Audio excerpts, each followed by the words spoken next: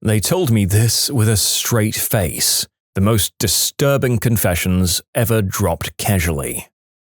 My dad, who used humor to deal with these things, laughing about his dad being drunk and shooting cockroaches on the floor with a 9mm. He also used to disappear after work, and my dad had to go out and find him. My dad acted like all of this was hilarious. My father and I had a lot of issues, but hearing these things helped me understand him a little bit better. I'm a high school teacher at a Title I, read low-income, public school. A lot of my kids came from rough backgrounds. One of my students regularly told me extremely traumatic experiences in a super casual way. One time he told me he met his bio father for the first time when he was 13 because he'd been locked up for ending a guy in a bar fight. He ended up punching Dad in the face at their first meeting for calling his mum a B-word. He said he loves his mum and that she worked hard as hell to get them off the streets. Another time he told me about how a relative was the victim of a high-profile murder case in our state. The things this relative was subjected to were not things that any kid should know about. He talked about how powerless he felt, then just said he has no choice but to trust in God and that they've got good lawyers, and then went back to his classwork like normal. It was bizarre. Despite his rough life, he's such a solid kid. He's respectful, kind, hardworking, and makes really good grades. I've got a lot of respect for him and think he has a bright future.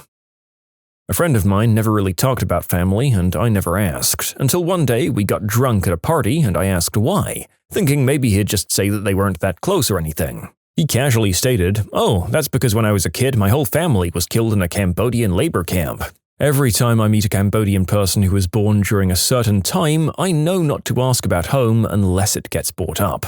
My boss married a man from Cambodia and told me when I asked her if he ever talked about it, that he had to escape through the jungle at night with a group of his friends, and he was the only one who made it. And he basically had to watch all of his friends disappear or die in the jungle in the dark. But she also had to escape her country by boat in the dead of night while getting shot at, so honestly kind of puts into perspective how much of a privilege it is to have grown up never knowing that kind of violence or fear."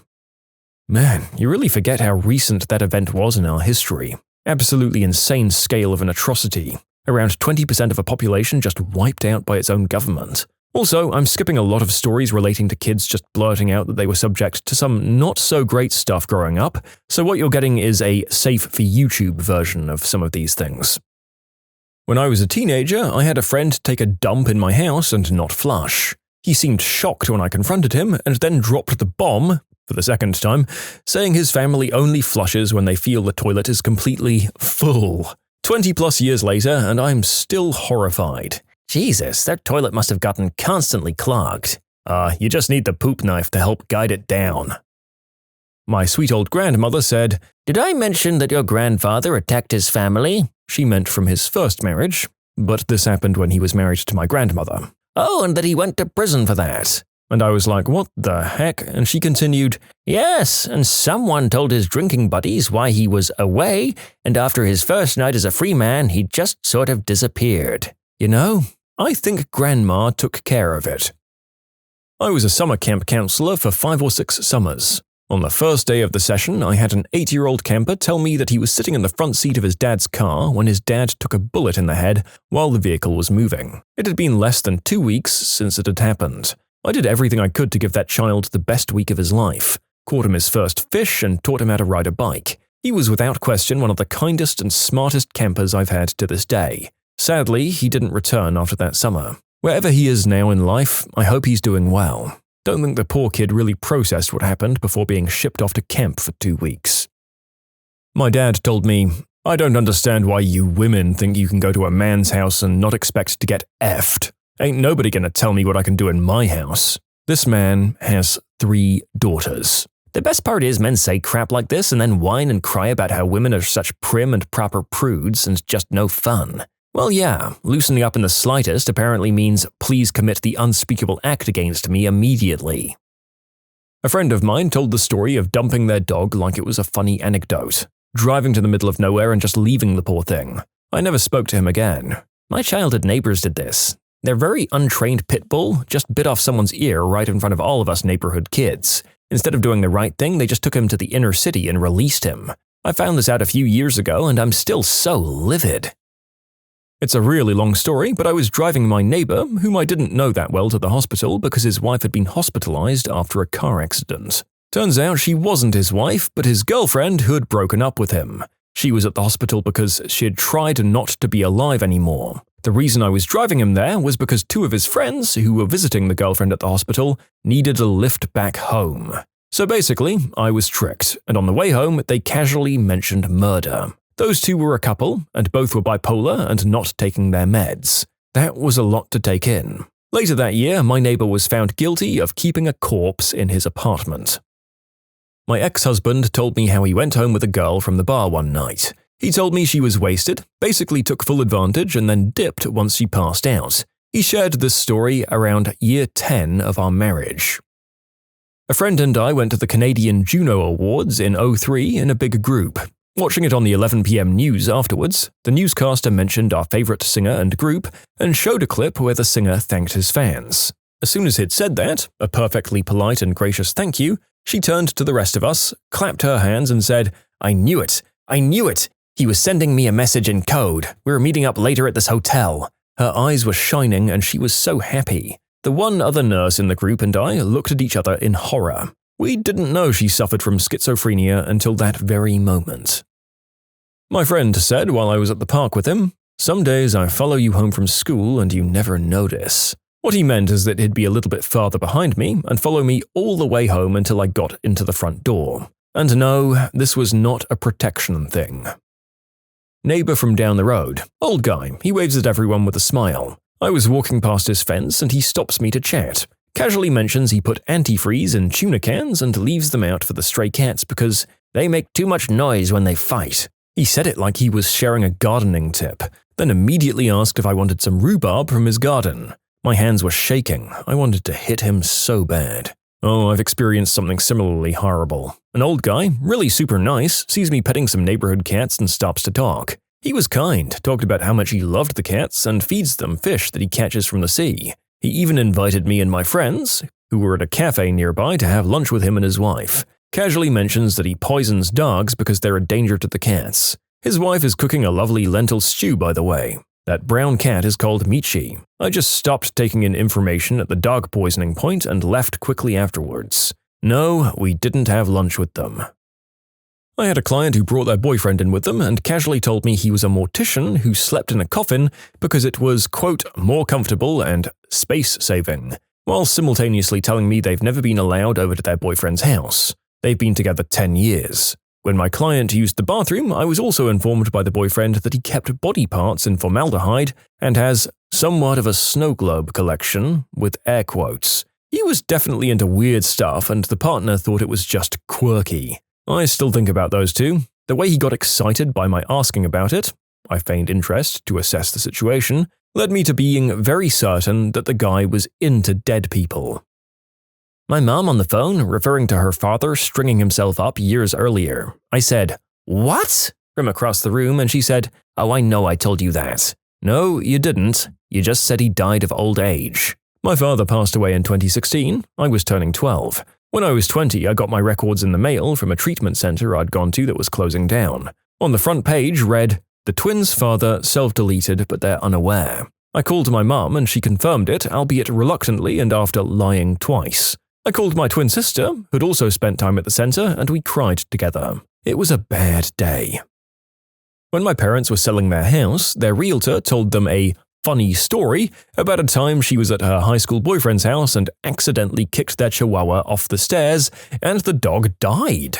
The boyfriend's sister refused to speak to her again, and the boyfriend broke up with her. Why on earth would you tell people that story? Oh my god. Yeah, that's several steps down the line from fun, quirky, relatable story about a fumble to relax your clients. I mean, that's a profession where you're meant to be really good with people. You've got to test their humor a bit before you jump into the one time you slaughtered an innocent animal. I once went on a date with a guy in his 20s who told me the last time he smoked green herb, he had had thoughts of ending the girl he was with. I never saw him again and was scared to do anything about that. Oh, and also he told me he was a sociopath and that his dad was too. My mother-in-law said, "Well, the nuns used to chase us with a wooden ruler when we didn't have any pennies to take to the school for the black babies. My older sister still has a scar on her arm. Ireland in the 1940s. These are kids from a family where the lucky siblings get to wear the shoes to go to school that day." You can submit your own stories to be featured here on the channel. The story submission link is in the description below. Don't forget to subscribe to Am I the Genius? A kid I went to high school with, that I was starting to get to know, told me during gym class warm-ups that he wanted to make SAW happen, but in a way that nobody could escape or survive or learn their lesson and get to leave alive. I laughed, thinking that he was just making like a morbid joke or something. I have dark humor, so I thought it was along these lines. And he stops dead serious and stretches and says, "No, I'm serious," and then proceeded to tell me some of the ideas for traps and contraptions he had put people in. Needless to say, I slowly stopped being his new friend, but I was never mean to him, never got on his bad side, as best as I could tell at least, 'cause you never know. That he fell asleep while flying an airplane, on more than one occasion. This isn't actually uncommon among commercial pilots. Flights are long schedules and they're wild city to the next. You get to altitude, you set autopilot, and you take a nap. Casually telling you disturbing things is a well-honored family tradition, at least from my mother's side. Like when my mother and aunt just randomly told me how another aunt had ended her husband decades ago by pushing him downstairs over a small disagreement, and then got away free by claiming she wasn't even home when it happened. They said this in a, "Hey, have we ever told you that crazy thing your aunt did once? Ha ha ha ha. She has such a bad temper sometimes, am I right? That girl." That was basically the tone they were using. My family are horrible, especially the women. The best ones are just toxic, and the worst ones are outright mistreating the other members of their family. Ex-friend told me he let his sister's dog lick his butt while he cranked his meat. Ex-friend, you'll note. His sister was present when he said this, too. My dad walked by carrying a bucket of fuel oil, saying that he was going to burn our house down. Then I guess you kids will stop fighting. Oh, so many to choose from, but here's a random story from a complete stranger. I was serving tables at a local pub, and a couple comes in with matching outfits. They had matching hoodies, sweatpants, sneakers, and watches. I made a comment about them being a cute power couple while dropping off the menus and getting drink orders and telling them the daily specials.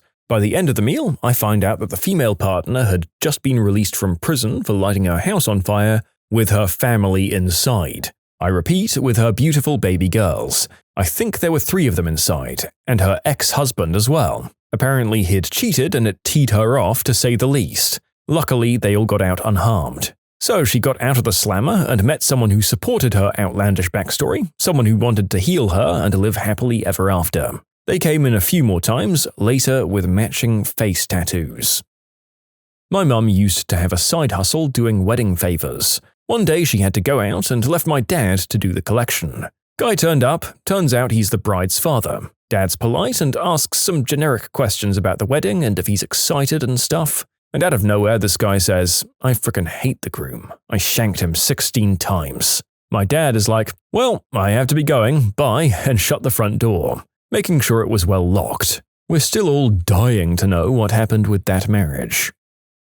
When I was like a young kid, like 7 or 8 years old maybe, I was playing at the neighbor's house and saw a big jar, like an industrial-sized mayo jar, mostly full of tiny white objects. I asked my little friend what those were, and she nonchalantly said, "Oh, it's Valium." I had no idea what Valium was, so I just said, "Oh, okay," and when I got home, I asked my mum, "What's Valium?" She got a horrified look on her face and asked me where I'd heard that word. I told her the story, and we weren't allowed to go back to that house ever again. This was in the late 70s.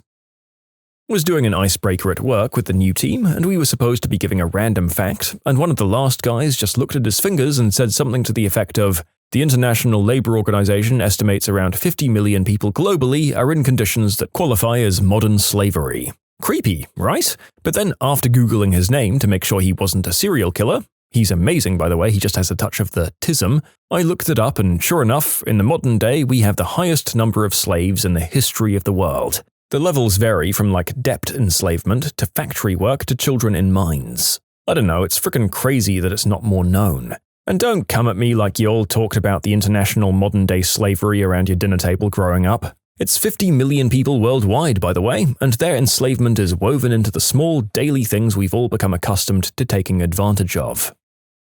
They grew up on a farm and bragged about killing over 100 cats in their day. And that's only cats. They openly talked about all the other animals they've ended with zero empathy and like they're proud of it. Dogs, raccoons, birds, you name it. I'd just been hired at a really good private school. My new department head walked in and said, "When I saw that your name was Latoya, I didn't want to come to your interview because everyone knows that blacks get jobs in science because they're black, not because they know anything. But you are a pleasant surprise." She then turned around and walked away. Just goes to show that these posh private schools are for people in a different world than the rest of us. Apparently a world where you can get away with openly saying things that would have got any of the rest of us fired 2 decades ago. My mum shared that at age 6, 1961, she was living on Nantucket. She was walking down the street alone when a car pulled up alongside her and she got into the stranger's car. He started driving away from town in the middle of nowhere and my mum started randomly talking about her daddy, the policeman. Dude slammed on the brakes and kicked her out of the car. She walked all the way back to town like nothing had happened. Tells the story with an, "Isn't that crazy? Haha," energy. Like, Jesus frickin' Christ, anything could have happened, and she still thinks it's a funny little tidbit. She also said she used to play William Tell with real knives, and one time one got stuck in her head. She grew up in old houses with lead paint and used to chew on the lead paint chips because they were, quote, sweet. She has really bad ADHD and dyslexia, and I always wondered how much of that was the lead paint and how much of that was impulsive ADHD. A family member told me his brother-in-law had died. He was an alcoholic, and he lived in a pretty run-down house with a bunch of unfinished projects, including pretty deep human-sized holes in his bathroom floor for some reason. One night he stumbled into the bathroom, absolutely hammered, to take a leak, lost his balance and fell into a hole. He broke his neck on impact and was instantly paralyzed from the neck down, but he had tried to hold onto a pipe while falling, pulling it loose and making the hole slowly fill up with water. He drowned, paralyzed, and probably fully conscious. Back in the day, I was playing bass with a band just out of high school. Another guy in another band had been accused of the unspeakable act, and the drummer for my band was like, "Well, who hasn't?" That wasn't the only reason I quit, but it sure helped. My much older aunt told me about the time she bought a firearm from a magazine when she was 13. She was fed up with watching her father hurt her mother every night. She ordered it COD, or charge on delivery, so that she didn't have to pay for it when she ordered it. The thing is, the family was so broke and she was only 13 and she didn't have the $4.95 to pay for it when the mailman arrived with her package. This was all just in casual conversation when visiting her. My mate is an ex-bike gang member. We're talking active 20 years ago. He was going through his old memorabilia before destroying it. I've always kind of enjoyed hearing the stories and bits he's told me over the years. He invited me over to have a look. The calling and members card collection, different members cards from different chapters, old clothes with the club logo, patches and photos. And he then pulls out a knife with an, my old knife. Then opens it up and while performing the actions casually says, "Now, when you stab someone, you don't just jab it in and out." And he continues, "Now standing, you've got to stick it in and give it a good twist around. Try to hack up the insides a bit if you can." Closes up the knife, sits down and moves on to the photos. That's all very far behind him, thankfully, but he was reliving a moment or two during his demonstration, that's for sure. A woman told me how her adult kids, their spouses and grandkids don't speak to her often because they were, quote, ungrateful. So she invited them over for morning tea and made all of their tea and coffee with salt instead of sugar and put bugs in the cake that she served them. That'll teach them. It wasn't exactly casual, but I met this incredibly beautiful, slightly older woman one time, and we hit it off incredibly. We talked deeply for a few hours, and then she suggested we take a drive up the mountain. The mountain was where people would go to be alone and romantic. As we were preparing to go, she added, "Sometimes I think I'm crazy." I asked why, and she responded, "Because I hear the voice of the devil telling me to end my family." We didn't take a drive up the mountain in the end. He told me he used black women because they were dense and forgiving. He's black. His baby mama is white. He loves the fact that he has a mixed daughter and he's heavily into playing different races. He prefers any woman that isn't black. I'm multiracial. And that was the end of our friendship.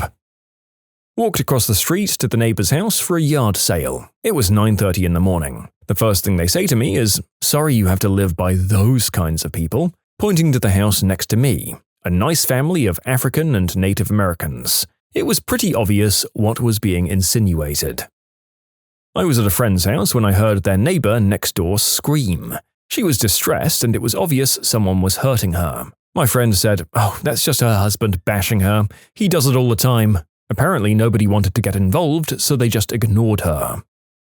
My best friend once casually mentioned that she wasn't allowed to go into her parents' room at night, so when she had a nightmare, she slept on the floor by their door. It broke my heart and made me even prouder of her as she broke the cycle and was an amazing mother. Zookeepers. What animals do you most enjoy taking care of, and which are the worst? I did a behind-the-scenes article on a zoo once and spent time with zookeepers and vets. A really chilled conversation trust in Jersey, Channel Islands. The lemurs were not kept in cages because they needed space to roam from tree to tree. The zoo figured out that they had their area that was home, but they were free to leave any time they wanted. There was nothing to stop them wandering off. They didn't leave. They were happy there, apart from the father of the group who would, about once a month, decide he needed a break from the family and head over about 400 yards down the road to the pub. They would get a call from the pub saying that the furry little guy is hanging out in their garden again. Most of the time, he'd just wander back. People and animals truly are more alike than we think. It sounds like a regular English dad wandering down to the pub to take a break. My sister is a zookeeper. We asked her and her keeper friends which animal they would least like to be trapped in a room with. They all immediately, unanimously agreed on one animal, chimp. As one keeper put it, if a lion gets out of a cage, I would run and help the public and other keepers. If a chimp got out of its cage, I would run to my car and drive away. I did animal control for almost a decade. Wasn't afraid of nothing, except chimps. I became a scared little girl when we got a loose chimp call. I don't blame anyone for being afraid of chimps. I mean, I'm pretty sure I heard that recently there's been sightings that chimps use,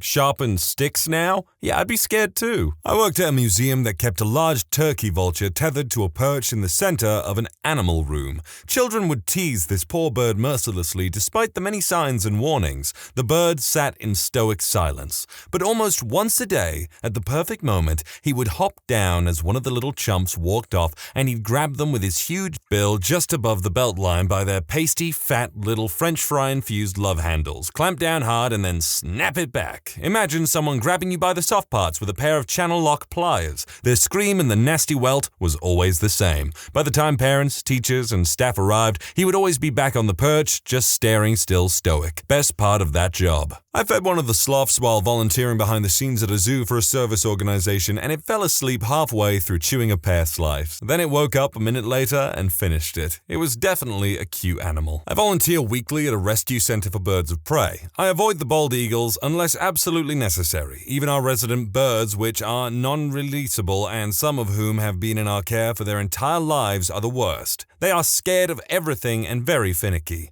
We spent 6 weeks last summer adjusting one to a cart. It wasn't just when it rolled by. He couldn't stand any of the new carts just sitting there across from him. We used a grant to update supplies, including 8 new great collapsible rolling carts. We use them a lot, especially when we take birds off-site. Apparently, a bird thinks your product is a rolling death machine, and that is sadly not a suitable reason to return something. Other things bald eagles hate: water horses being carried or unraveled, the sound of rakes on gravel, buckets up until 5 gallons, those are fine, plastic bags, unfolding newspapers, shoelaces, key rings with 6 to 15 keys under and over seems to be okay. Birds I love. Peregrine falcons are straight up baller. Maybe we just have some amazing ones, but damn if these guys aren't the greatest. Nothing spooks them, not overly aggressive, and tolerate a lot, especially during camp season. Also incredibly smart. They learn routines very well and seem to be very perceptive. We try and train all resident birds for their safety and for our own. For example, most of our animals have to go to a specific perch and display a desired set of behavior, equivalent to sitting quietly before we drop food off. By far, these guys are the fastest to pick this up and other behaviors usually, and the best at complying. Barn owls. We don't get too many and only have 2 resident birds, but I love these guys. Very quiet and pretty tidy compared to others who destroy everything. Bald eagle. Here's a bonus. Cheetahs are the most disgusting of all the big cats. They destroy everything in their enclosures and will sit and roll around in their own mess. Zebras are douchebags. I have actually also heard that zebras have really awful attitudes. I work at a safari park and we have a bat cave. They're all Egyptian fruit bats in there, and for the most part they're perfectly fine around humans, bar a little anxious if I try to get too close to them while they're sleeping. One bat, however, is a right pain in my butt. His name is Clayton, and he's constantly hanging on the exit, which means I have to get him off it so people can leave safely. Unlike all his fellow bats, he doesn't fly away the moment I get too close to him. Instead, I have to literally poke him until he does go away. Yesterday, he was chilling in his usual spot by the exit while eating a piece of pear. I poke him to get off and move as usual, and the little poo squeaks at me, which is bat for sod off. Frickin' Clayton, man. I'm a zookeeper in Colorado. It's hard to pick favorites because I really enjoy working with so many species, but I'll tell you about a few.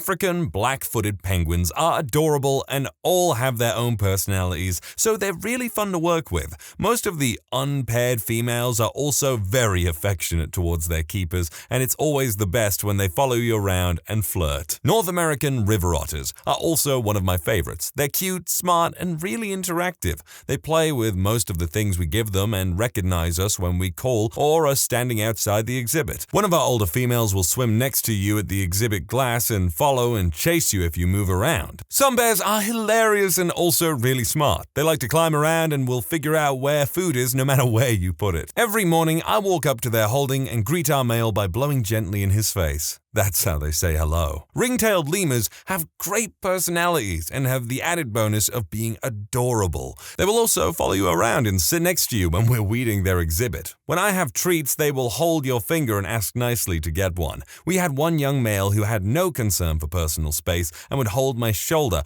tapping on my arm and trying to pry open my hand for treats if I was sitting down. They also make the cutest noises of any animals ever, in my opinion, and they are always cuddling with each other. I can't really think of any animals I hate taking care of, but if I have to choose, squirrel monkeys are really gross. They poop everywhere, propping walls, ceilings, and super grabby. I've had my hair pulled a few times, but luckily they're small enough to not cause the kind of damage an ape or larger primate could. They're still fun animals though, and I'm happy to work with them. I worked at a marine rehabilitation center in Costa Rica for a year. The sharks were cool dudes. Worst they would do is grab the feeder stick and not let go, which makes it really hard to keep feeding them, but you can't really negotiate with them. The caiman were alright, but I never did find a way to hang the meat piñatas that didn't break the rope or break the tree branches over the enclosure, which was frustrating to me and the caiman. The sloths are not bad, but they can move very fast if you make them angry. Those claws will open you up something fierce, like down to the bone. It didn't happen to me, but I watched it happen to another employee.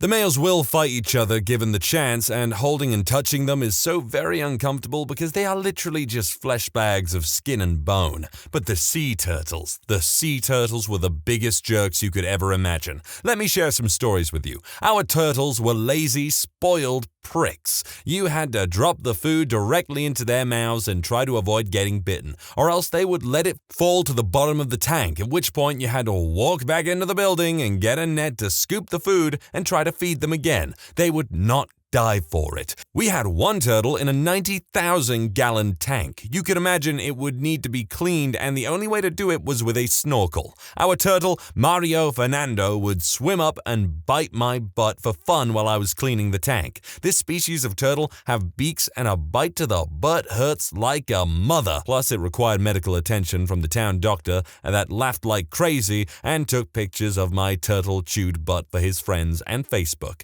No, Costa Rica does not abide by IDOWorkHereLady laws. So I would have to attempt to clean the glass on the tank and always watch for that little prick to be sure he wasn't anywhere near me. He would also float and play dead all the time to lure me into checking on him, then, you guessed it, bite my butt. But the worst turtle we had was Shenanda. Shenanda lived in a big round tank outside that would get filthy. They are filthy creatures. The tank had a big PCV drain in the bottom that stuck up about 3 inches higher than the bottom of the tank, and the only way to clean the tank was to drain all the water out and then use a push broom to shove the gunk and poop down the drain. Shenanda thought the tank cleaning day was her day to get revenge for everything that had ever gone wrong in her life thanks to humans. So the first time I got told to clean her tank, my co-workers handed me thigh-high plastic waders Shenanigans and the broom and show me how to begin draining the tank, then head to lunch. I set all this in motion, and when the water is low enough, I hop into the below-ground tank with Shenanda, but I notice she is swimming around the drain a lot. Whatever, I let her do her and start scrubbing the tank's walls. Eventually, the water gets low enough that it is almost falling below the drain when I hear a suction noise. Shenanda has allowed herself to be suctioned to the top of the PVC drain, and she is giving me the stink eye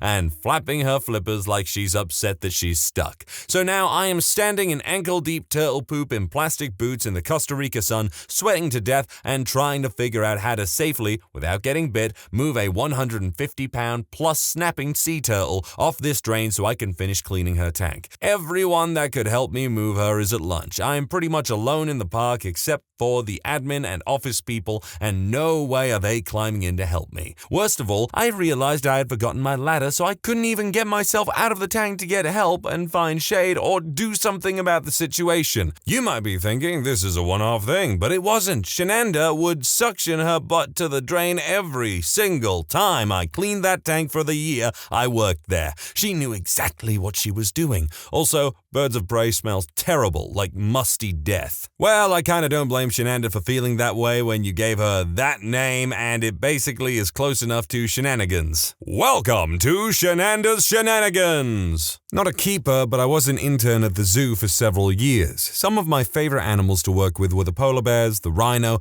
and the big cats. The bears and cats were just staggeringly awesome. Big, beautiful creatures I'd only seen in movies and pictures before, not 15 feet from me.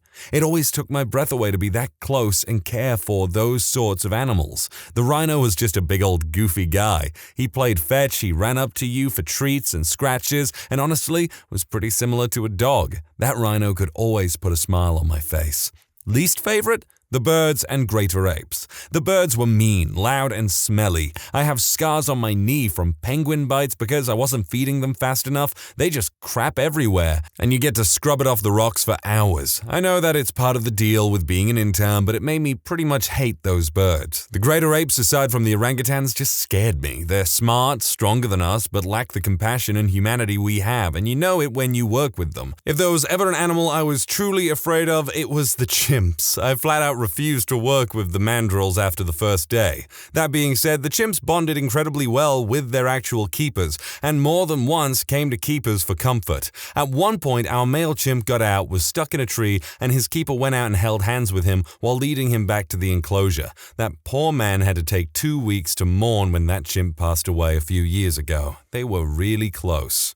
Volunteered at a zoo for a few years. The giraffes were the easiest cleanup, except for rainy days. The lemurs were sweet and you could feed them by hand, either by putting food in their faces or in their little hands. The barnyard animals were fine, although the sheep would walk uphill from me and boo at me like Welsh nightclub goers. The camels were chill. No, they don't spit. The ones there never spit. I was told that when you beat them or terrorize them, they will vomit on you, and that's what's called spit. These guys never had a bad day. The worst was an elephant with PTSD. She tried to murder several keepers and would throw rocks at them while I observed her and her crew. I'd hold a clipboard and do observation. The chimps were the most dysfunctional family I'd ever seen, and I grew up in Mafia, Brooklyn. They had a bobcat who spent his days napping. I liked him and noticed the keeper had no problem going in the cage and tidying up around his sleeping form. He'd get up for chow and to play with some toys, and then go back to sleep. Not a zookeeper, but when I was in high school, the seagulls would attack people during lunch. Our school was like a small college campus. They would fly by in the hundreds from the middle school a few miles away because we were disgusting and left trash everywhere. They knew when our lunch period was and came every day. At first, we tolerated them, and they would generally avoid people, but then they weren't afraid of us anymore, and were more of a cleanup crew. After a year of this, they began to harass people for food, so we fought back, swinging our sweaters and backpacks at them. No one ever got one. And for some time, there was this sort of Cold War where the birds would just watch us eat and surround the schools, but would never come down until everyone was back in class. Human and bird relations were finally broken when they carpet-bombed the entire school, Pearl Harbor style. Feces rained down on people as they ran for what little cover there was. My friends and I watched in horror from one of the few places that that had cover as people became peppered with white shot. The bathrooms were jammed with people lining up to clean themselves, while others left entirely. We didn't go outside for weeks until the horde moved on. Didn't really fit the criteria, but it was funny nonetheless, I can give it that. A wallaby named Wallace is my favorite animal in the world. Don't tell my girlfriend, but I like him more than our dog. He likes only me out of the 4 of 5 handlers he encounters. The birds are the worst. They've become aggressive with the staff since a particularly combative bird joined the big exhibit area. It's like they've learned that the other keepers and I pose zero threat. I got a few scrapes trying to get away from some flamingos a couple days ago. It's frowned upon to fight back against the animals, even if it's only restraining an attack. I've heard stories of keepers getting fired for doing so. I actually had to omit some of that stuff because this person was just talking about things that, just was not necessary, like things with his girlfriend. It's like, where's this coming from? I just want to hear more about Wallace the Wallaby. Not a zookeeper, but I once helped take care of elephants at a summer camp in Florida. We made toys for them, which mostly included giant leaf balls covered in peanut butter and assorted nuts and fruit. Watch elephants scramble around it, frantically licking the ball as it rolled around in the dirt, was quite an experience and had to be one of the funniest things I've ever seen. Love those big beasts. I interned at a zoo last summer as a vet tech and a keeper. I was able to work with the kangaroos, wolves, coyotes, eagles, Andean condors, as well as the farm and education animals. One afternoon, another intern and I went to go clean and feed the condors' enclosure. These birds are like 3-foot-tall vultures with a decent-sized wingspan. In order for us to go in, we need to get the male into his indoor enclosure because he can get aggressive. However, the female is quite tame. This task alone can be hit or miss, depending on how he feels. He is pretty smart, so we have to open it up and sit on the other side, enticing him with some raw meat or fish while calling him in. He will slowly walk in front of the indoor enclosure, eyeing us and the meat. Some days he will perch on a big rock that's sitting directly in front of the indoor enclosure, knowing there is food there, but still ignoring us. Luckily, this particular day he decides to come in and we close him off. Then we head in to clean the outside exhibit, grabbing our tools and trays of meat. As we're finishing up, the female condor decides to accompany us to the door. While we're exiting, she then finds my co-worker's phone in her back pocket to be very interesting. She then latches onto the back pocket, and I start to grab a rake to try and sway her off my co-worker. All the while, my co-worker is starting to freak out a bit, slightly trying to get away with this condor attached to her back pocket. The condor does let go soon afterwards, and we laugh it off once the adrenaline wears off a bit. I'm not a fan of the reptiles or cockroaches that I had to feed, and the small mammals weren't my favorite, but I like the ferrets, and the 15 goats we had pooped a lot. I used to work at a safari park in Scotland. Generally, most animals were sound. I quite enjoyed this one little feared beast called an Anoa. They are basically big dog-sized cows and live in pairs. This one had a bad reputation because it was seen as mean. However, the poor thing never did anything bad to me, and I liked spending time with it. I even snuck it in a few apples from time to time. It was separated from all other animals because one day it had gone under a camel and stabbed it repeatedly in the belly with his horns. So they tranquilized the Anoa and his partner to move them, but she died, and so he was alone. Poor wee dude. Worst overall was Chippy the chimp, who was a complete bellend and went out of his way to show it to everyone. He would eat the other chimp's favorite foods, even though he didn't even like them. Bit of a wee prick, our friend Chippy. Most feared animals in the park, though, were the otters. Sweetest little chirps when they're hungry, but clever, fast, and bitey as heck. I have never jumped so high as when I was in their enclosure, giving them things to play with when the food ran out to distract them. And they realized I was in there with them, and they came bolting after me. Must have cleared 6 feet. I did a 6-month work experience in a small zoo in the UK. The best animal to look after was a big tegu called Reggie. Watching him eat dead rats was morbidly fascinating. The worst animal to feed were the Humboldt penguins. The greedy little sods would bite my shins every frickin' day. I'd come home with a ring of purple bruises just below my knee. If you do happen to love penguins and are near Edinburgh Zoo, anytime you can see, take a march around the park at lunchtime. I think one of them is a member of the Norwegian army for some reason. He has a little medal for his flipper. It's adorable. Damn, this was 7 years ago, so I can't really confidently say whether or not that's still there, because I'm like, yeah, I'll go to Edinburgh Zoo to see a little medal on a penguin. That sounds cool. I worked at a large pet store that had many exotic pets and was kind of like going to the zoo, minus the lions, tigers, bears, etc. I worked in the reptile room and definitely had my favorites. Pretty much all of the lizards, except lekker geckos, were chill. The little snakes we had were rude. It was a gamble of if you were going to get bit whenever you had to stick your hand in there. It didn't hurt, but was annoying. The gopher snakes and tree boa you also had to watch carefully. On the other hand, the pythons and sand boas were docile. A large caiman iguana bit half of my thumbnail off, which was really disappointing because I was the only one that would go in her room and spend time with her. Sometimes the things we love hurt us the most. Honestly, I love working with all of them. Sloths are definitely one of my favorites as far as hands-on goes. I love working with big cats and grizzly bears because they have a lot of character. Big cats are seriously just house cats, but bigger. Penguins are fun to work with, but they are the worst to clean up after.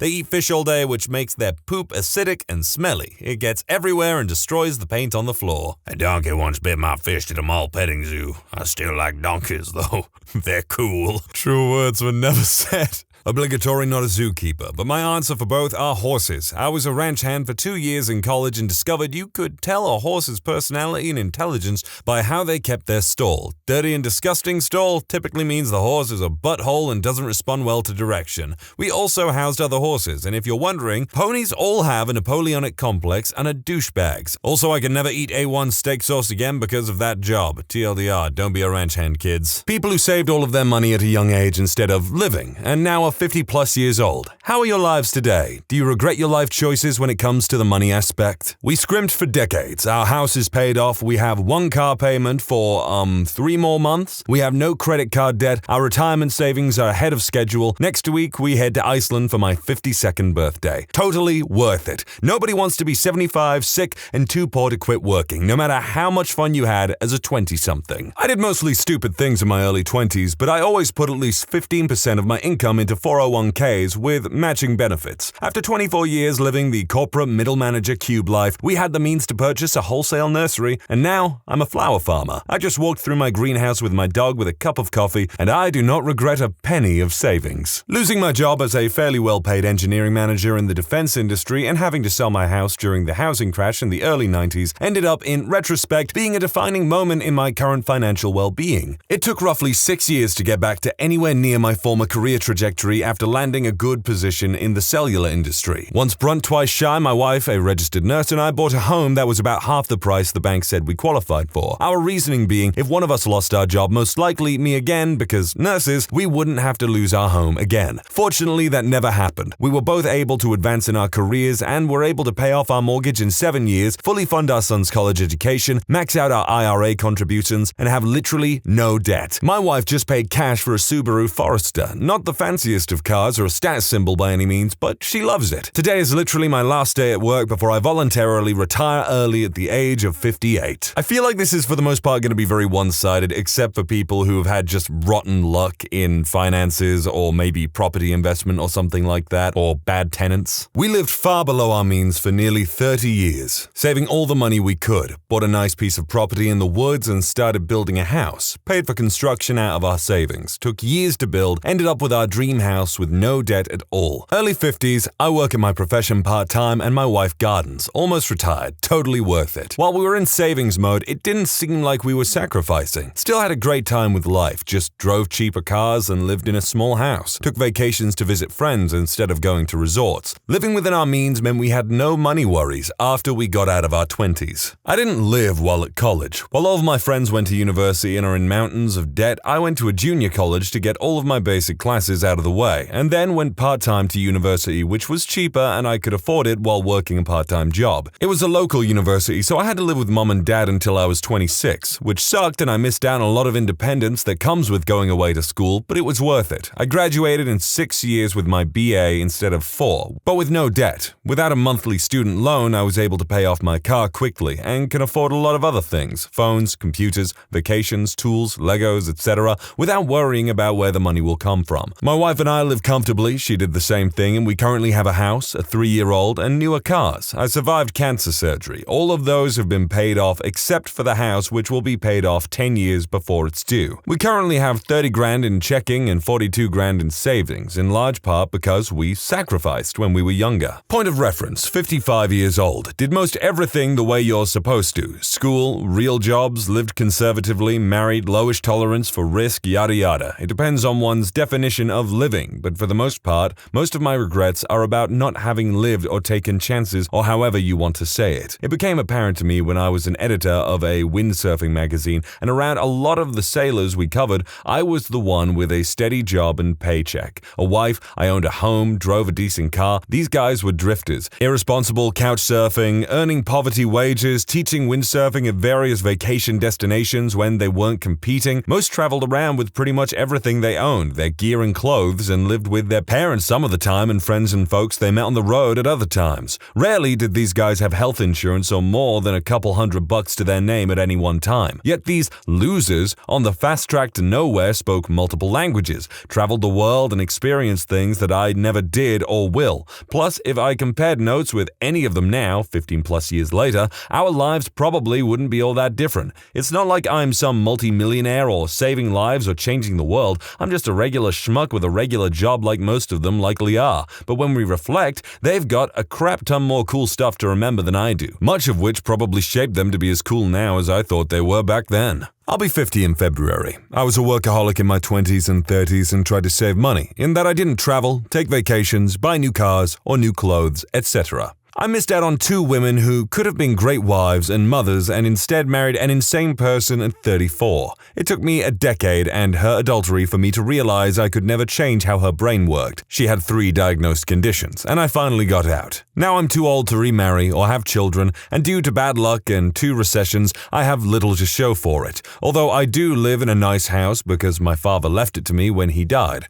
I'm a tad regretful that I didn't live when I was young and had more energy. Many of my friends did and still do get into relationships and travel, have children, and live life to the fullest. I'm getting to the point where I don't have the will to try again. This is the first time I have written this publicly. Definitely unfortunate about the crazy wife. I don't think you're going to find anybody in this thread that says, "Oh boy, I wished I had lived a little more in my 30s and now my spouse is dead and it was all a waste." What you'll find are people who lived the life they wanted to live. If traveling the world wasn't important at age 21 or 50, I doubt it will become hugely important at age 51. And if it does, awesome for them. The world has changed a lot in the last 30 years and they'll have different experiences than someone who, say, traveled, partied, spent money earlier in life. Each has its own pros and cons. Not to be a negative Ned here, but I just want to point out that all the savers who died before being able to spend their nest egg won't be commenting for obvious reasons, although I'm sure their next of kin were grateful. I'm a 27-year-old that saves and invests more than 50% of my income, so I'll probably be the kind of person you're referring to around 50 or so.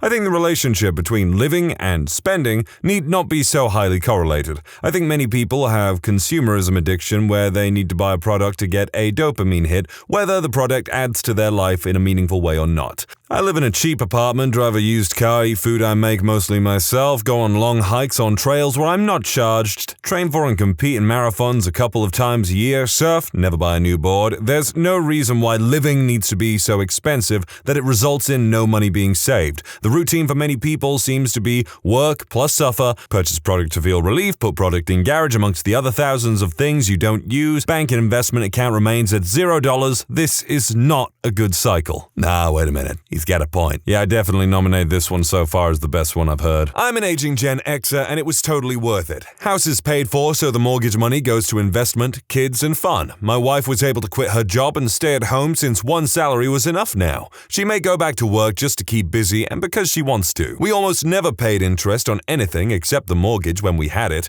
Credit cards paid in full each month. We saved to buy cars and never financed them. We also keep cars for 10 to 20 years to maximize their value. My wife is a fanatic couponer and saved hundreds every month. She also just knows her prices and knows a good deal. So when it's time to spend, we spend wisely. I also insist on quality, so we will spend more if something is worth it. Additionally, we paid off the house in 10 years rather than 30. Between the cars, house, and credit cards, we saved hundreds of thousands of dollars on interest, which all went to investments. We max out our 401k contributions each year. IRA for wife now. I know things are harder now and I feel for the millennials who want to do what I I did but just can't. I work with many of them. I'm the old guy at work, and they are great people. All smart, aware, and hardworking. I don't see the entitled thing at all. Maybe I live in a bubble, but this generation is pretty cool. Learn from parents who grew up in the Depression with 6 children. We were still able to live below our means and never felt like we were going without. If you use your imagination, there are plenty of things you can do for free and have fun.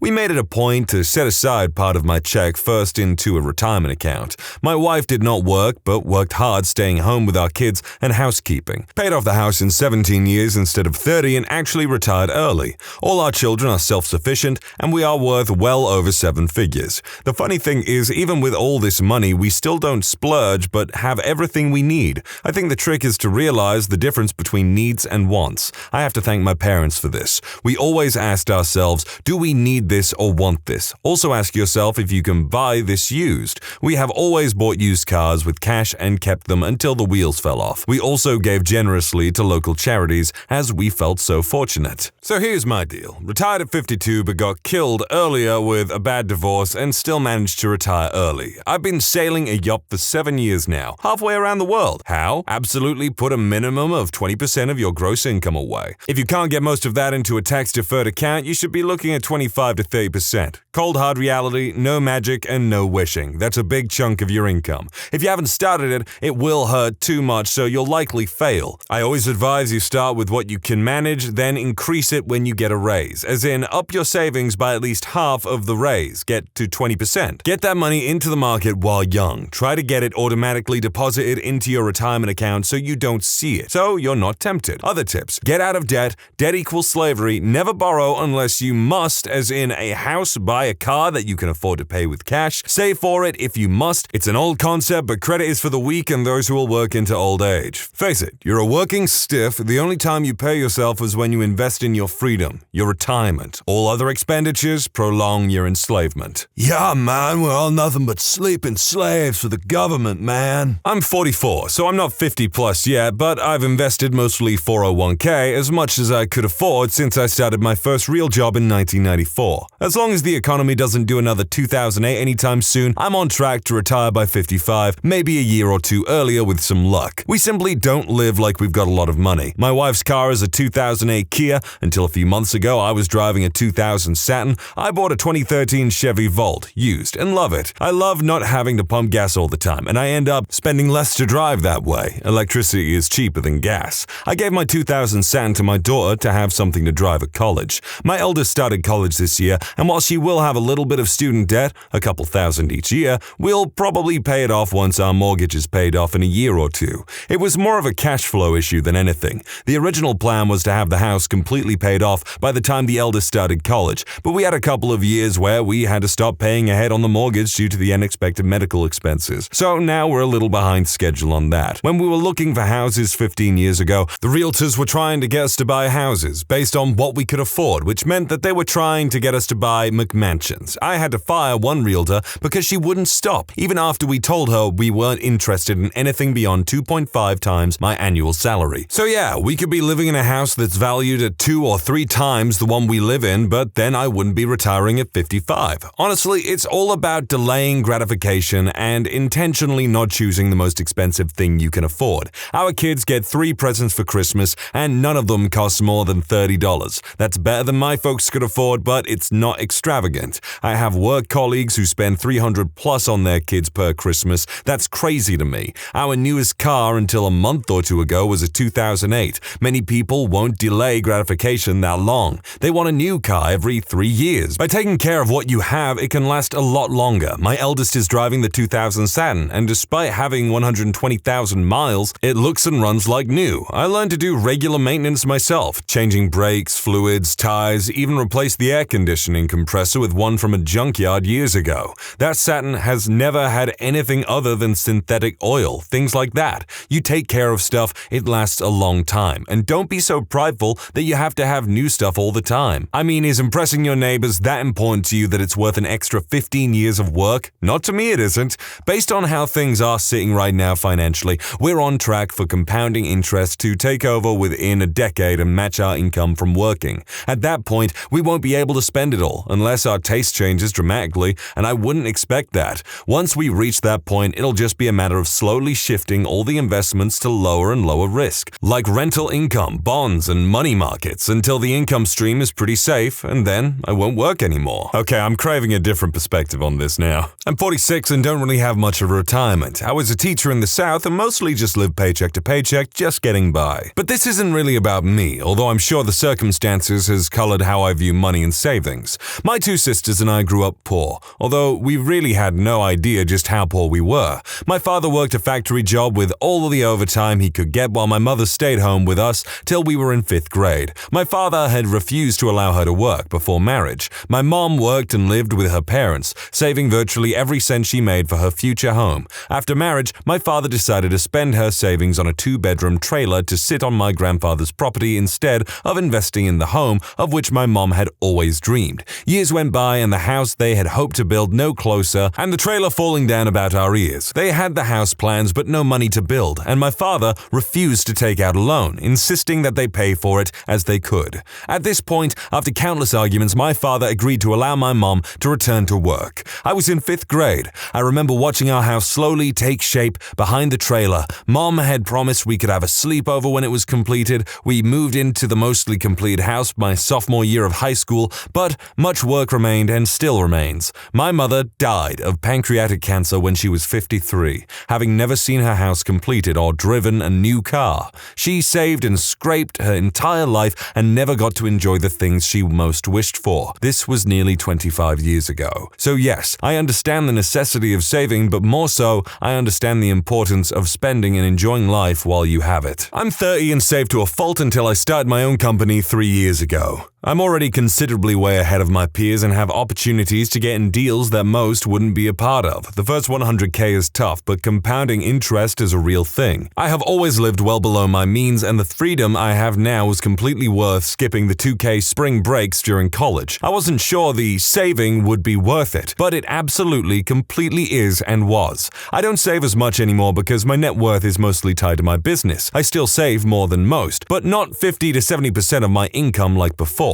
When I lost 35k in a month of business ownership, saving $3 on coffee seemed a bit trivial. Bonus, it's true. Money won't make you happy. Not having money will make you unhappy. But having 1 million instead of 500k isn't really life-changing. I plan on making a lot more because I enjoy creating value, and that's how capitalism works. I don't think anyone needs more than 10 million, but that's just me. 300k guaranteed a year in interest and dividends without touching the principal, it's pretty good living. Spending 1,000 a day for the rest of your life would be exhausting. My opinion has changed before, but I value my time more than money now. Getting from 10 to 100 million seems like a whole lot of work and risk and stress for not very much change in lifestyle. I have employees making well above 70k magic number and they're still broke and trying to keep up with the Jones. Living paycheck to paycheck seems horrendous. Your 45k truck doesn't make me think you're cool. It makes me think you're stupid. Minimalism solves a lot of problems. Spend on what makes you happy, not on what other people might think of you. Buy quality over quantity and always live below your means. When I first started as a nurse, I had a patient who was in his early 50s. I was his nurse for 3 days in a row and got to know him and his family relatively well. The background is him and his wife had saved all of their lives so they could retire early and comfortably,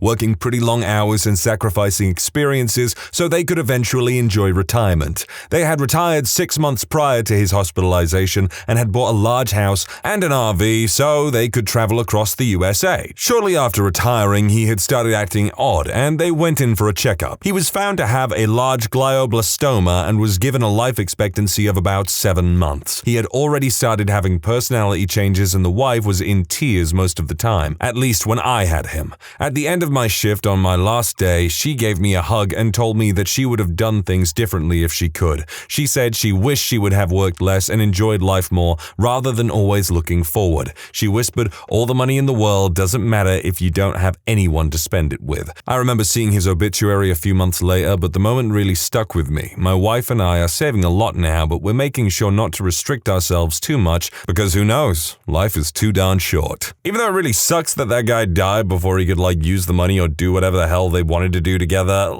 I think it's probably good to know that at least, your significant other is going to live relatively comfortably with the money that you saved, even if you can't enjoy it with them? It's a balance. It's very important to save money and invest early if you want to retire at a reasonable age. This doesn't have to mean living like a hermit. Learning to be more resourceful, less spendthrifty, and more self-reliant is not only great on the wallet, but I have found to be very rewarding. I'm scraping by in my mid-30s, had little extra income in my 20s that I used to travel and see things. Probably could have paid off my car with it, but I don't regret it at all. I could never have had the experiences I did and met the people I did if I had waited until I was 60, and I would have missed learning about the world and different cultures that has shaped who I am today. If you have the chance to do something, take it. We're all going to die and we're all getting old. Make experiences to make life fulfilling and worth living. You won't need to travel as much when you're old, weak, tired, and no fun. Old people who have lived full lives are happy. Those who haven't are miserable. I think I'm just going to refer to the other things and be like, no, you can still have fun and,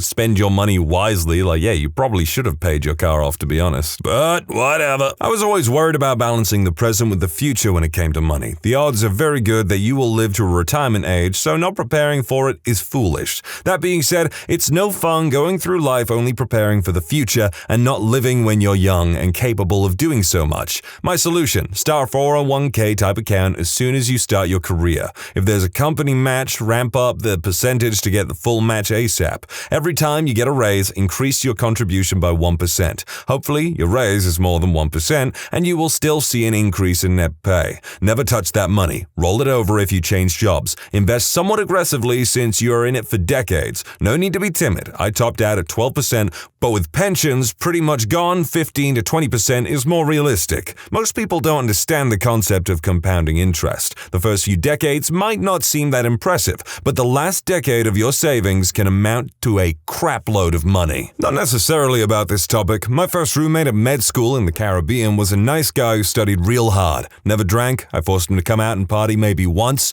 He finished everything without taking any breaks. He got accepted to a great residency program with a dual specialty a few weeks before his 23rd birthday. I spoke with him around the time, and he had a head full of gray hair and put on a lot of weight from not working out. He said he felt like he was about to turn 43, and he looked like it too. He absolutely regretted not hanging out a little more while the rest of us looked up to him and his work ethic. It really is as simple as find a healthy balance. I mean, I am more the person that spent money on trips, going places, and doing things, but as I get older, I'm getting to that point where I'm like, yeah, it's time I start buckling down and putting my money in, investments and all that stuff to try and, get ready for the future. Parents, what is the most shocking thing you've heard, witnessed, or experienced upon meeting your child's new boyfriend or girlfriend? He recounted the story of when he drove home so drunk he lost a tire hitting something, then drove on the rim for at least 4 miles down the interstate. Thankfully, he's sober now, but is that something you want to talk about first time you meet me? Ex-girlfriend's mom greeted me with, "Did you convince my daughter to go on birth control so you could do her?" I was shocked to say the least because we had only been dating for a few weeks and she was a virgin. I wasn't pushing the issue because I really liked her. In my confused state, the GF at the time explained to me that she told her mom she wanted to do it with me and needed birth control. First encounter with her mom, and I never recovered from that. She hated me. A quote from my dad.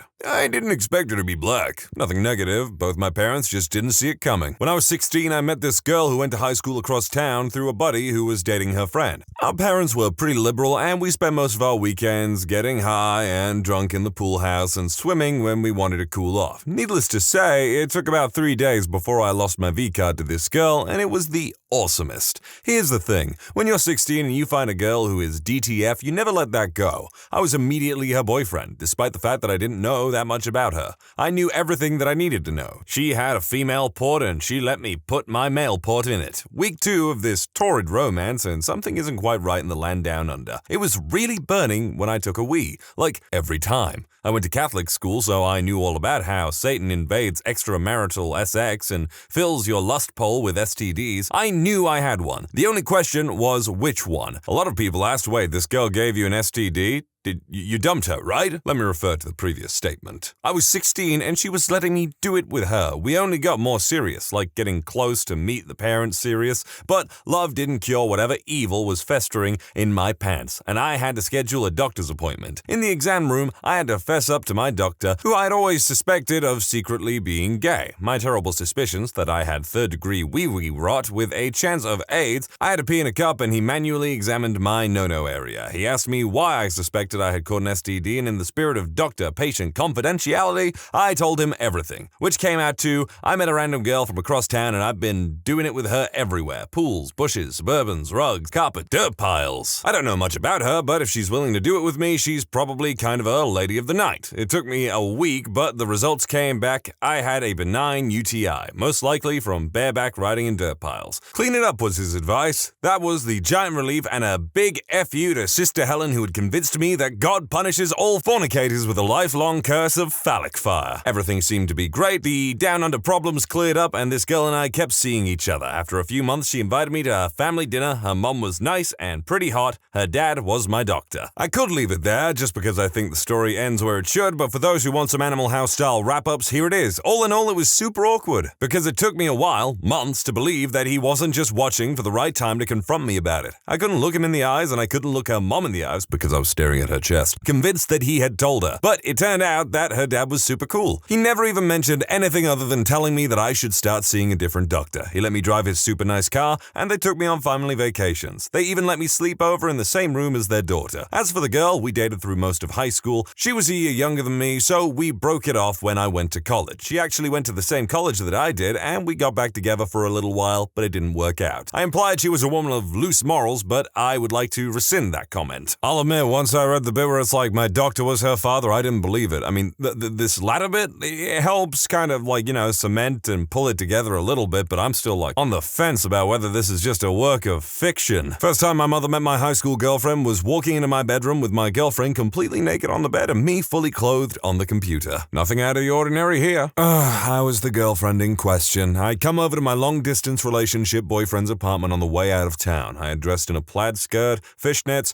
combat boots, and a low-cut black tank because I wanted to leave him with a good memory. Things are getting saucy, downright dirty even, when suddenly his dad comes in. He'd come by early to take him to lunch and drop him at his job. I was absolutely mortified during the entire lunch with his dad, dad's girlfriend, and my boyfriend. I never thought I would strike a teenager until I saw a boy smack my daughter's butt in front of me with impunity. And I think any man or father would agree that you had every right to do so. My boyfriend in high school was a senior at a different school. I was a sophomore. At their school homecoming game, it was a tradition for all seniors to dress up in camouflage. So my mom first met him when he was dressed head to toe in black and white camouflage and wasn't aware of the tradition. As he was walking towards us, she said, "Oh, God, no," and didn't realize I'd heard her. To be fair, he was pure scum. As if coming out to my parents wasn't already shocking news, I told them a year later that I'm dating someone who's only a couple of years younger than my parents, and that I'm only interested in dating men far older than my age. We've been together for almost 5 years, married just 2 months ago, and my parents are now very accepting of us both. Strangely, they were more bummed out about me being gay than our age difference. Let's see, this goes back to 2007. First time my now ex-wife and I had met in person. Long-distance relationships are less socially stigmatic now than they were 7 years ago, but 5 years together, 2 of them married, were too much, and so she's my ex-wife. So we're sitting in a hotel watching an excellent post-coital episode of Burn Notice.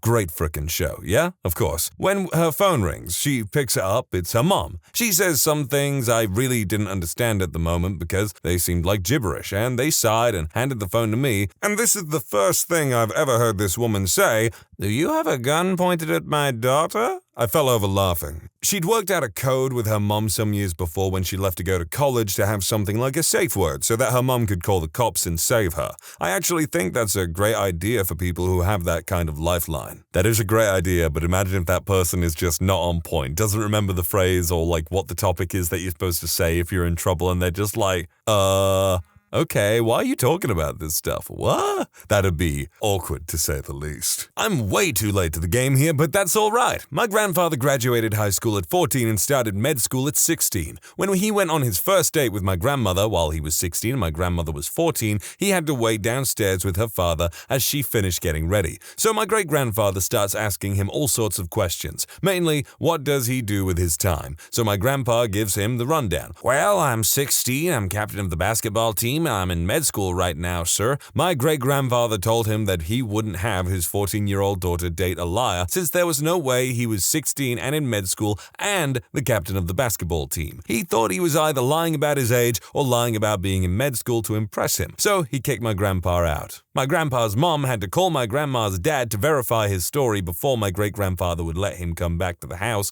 to take my grandma. Not me, but my oldest sister, then 19, asked if she could bring her boyfriend of a few months to my dad's 45th birthday meal. They said yes, and we were all excited to meet him. They were both over 30 minutes late, and the guy turned out to be a kid my dad was neighbors with and used to play with as a child. He spent the rest of the meal making jokes about how they knew each other as kids, and now he was boning his kid, and that they'd know the entire time about the connection and not bothered to give us any prior warning because they thought it would be funnier for my dad to find out this way. No idea how my dad managed to keep his cool. Some people just have zero class whatsoever. Not really on topic, but this is one for the parents who make snap judgments about kids' choices of who they date. This all started when I was 18. I'm now 30. I just graduated EMT training and was out with some friends celebrating, and this beautiful girl that had been in the nursing program at our school started chatting me up. I had spoken to her a few times at school, mostly hi, how are you, etc. Well, we ended up going on a few dates, mostly just dinners and movies, the usual, and she asks if I want to come with her to her family cookout. Well, obviously, I said sure, why not, and went to meet her family. I'll pause here to add that at the time I was 329 pounds, so not a small guy, and I'm 6'5". However, I had also lost almost 100 pounds before going to school with her, which she did not know at this point. I fought a thyroid disorder all through middle and high school and worked my butt off to get my weight under control and find the right medication so I wasn't just a fat lazy bum as some might call me.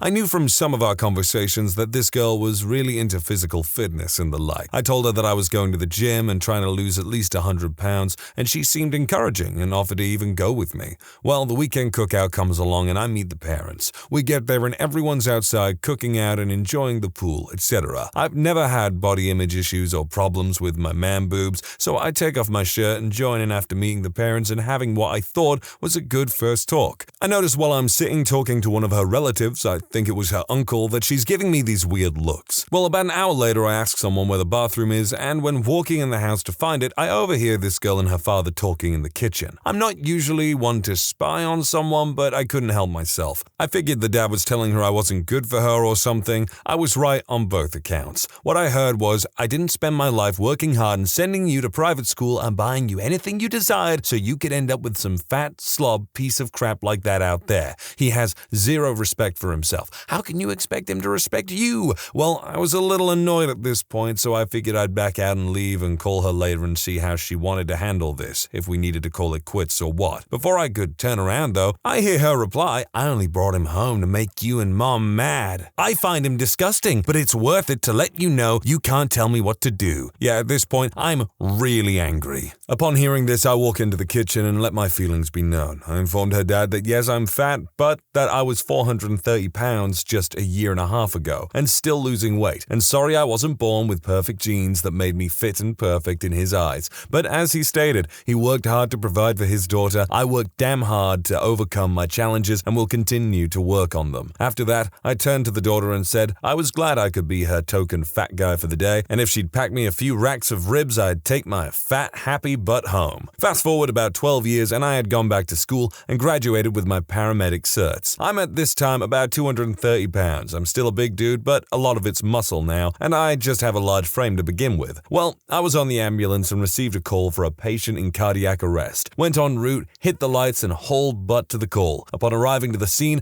we are directed to the patient, and I honestly stopped dead in my tracks as I came round the corner and realized the patient was the girl's dad. After about a 2-second, well, doesn't life work in mysterious ways pause, I immediately began intubating him, and my partner got our monitor set up while a fire crew member takes over compression. We work him for about 3 or so minutes on scene and decide to move him to the truck. Once loaded and en route to the ER, I continued working on him in the box. After about another 4 minutes, I finally got a shockable rhythm and proceed to try and jumpstart his heart. Takes about 4 rounds, but finally get his heart in a normal sinus rhythm and get him to the ER. I turned him over to the docs and went back in service, just thinking about how much of a female dog karma was that Mr. Fit had a heart attack when I was the fat slob piece of crap, and how ironic it was that I'd be the one to respond to that call. Well, about a week later, I get a call from the hospital that a patient I brought in wants to thank me. After learning it was this gentleman, in, and he donates a large sum of money to the hospital and getting the PR speech from the suits at the hospital, I'm thinking this is going to end bad. I made my way over to the hospital after a shift, and when I got to his room, I realized when I walk in he has zero memory of me. Not surprising since it was so long ago, but I have also changed a lot physically. He thanks me, I do the usual, it's just my job speech, etc. Well, I was thinking, cool, got past this, no drama, it's over, all good, not so fast. He proceeds to tell me it's frustrating that even guys like us in good physical shape that take care of themselves can still have heart attacks while there's people out there that eat anything they want, weigh God knows what, and still walk around with luck. That really ticked me off, but I held it for a while and said, yeah, but that's just the way life is, and try to work my way out of there. Just as I'm about to cut and run, it hits me. What can I say without being a total butt and really ticking off the doctors outside? As I'm walking out, I tell him, glad I could help him out, and it's not bad work for a guy who used to be a fat slob piece of crap. I turned around and walked out, but I noticed that little light of recognition in his eyes as I left. That was about 6 months ago, and I've received several messages from him since then wanting to meet and talk, but I've ignored them, as I really have no desire to hear what he has to say. At best, it's an apology for how he acted back then. At worst, he'll try and take me to task for being a butt to him, and I'm good without it either way. Moral, I guess, is always treat others how you want to be treated, as someday you may need them, or something like that. Words to live by, but you also can't hold on to crap that people have said to you over the years, because yeah, while it might be good if maybe you do get revenge or an opportunity to prove yourself to that person and show them that they were wrong about you, sure, that's good. But if you let it fester and you're thinking on these things that happened like years and years ago, like all the time, it can twist you up inside, no joke. My ex-boyfriend dropped a bag of booger sugar on the floor. He told my dad it was sugar because he was diabetic. My dad promptly told him to leave and never come back. That was the nice way I put it. He was not that nice. My mom didn't say a word, not the best time to say, but daddy, I love him, on my part, and then he asked me if I was on the booger sugar too. Not a parent, but my girlfriend met my mother last year for the first time. After my mother had a long discussion with us about the seriousness of texting and driving due to some news program she watched, my mom just drops the serious talk and starts casual conversation with her. First thing she asks is, do you have any siblings? To which my girlfriend responded, I had a sister, but she died in a car crash. Now, this was a complete joke, but my mom is not the humorous type. I literally cringed so hard. Not gonna lie, sounds like your girlfriend had a pretty good sense of humor. Started seeing who is now my ex-wife when after about a month and a half of dating, we got pregnant with our daughter. Met her and her parents at a restaurant for dinner to tell them that she was pregnant and what our plans would be going forward. Her father looks at me and the first thing he said was, Talon 74,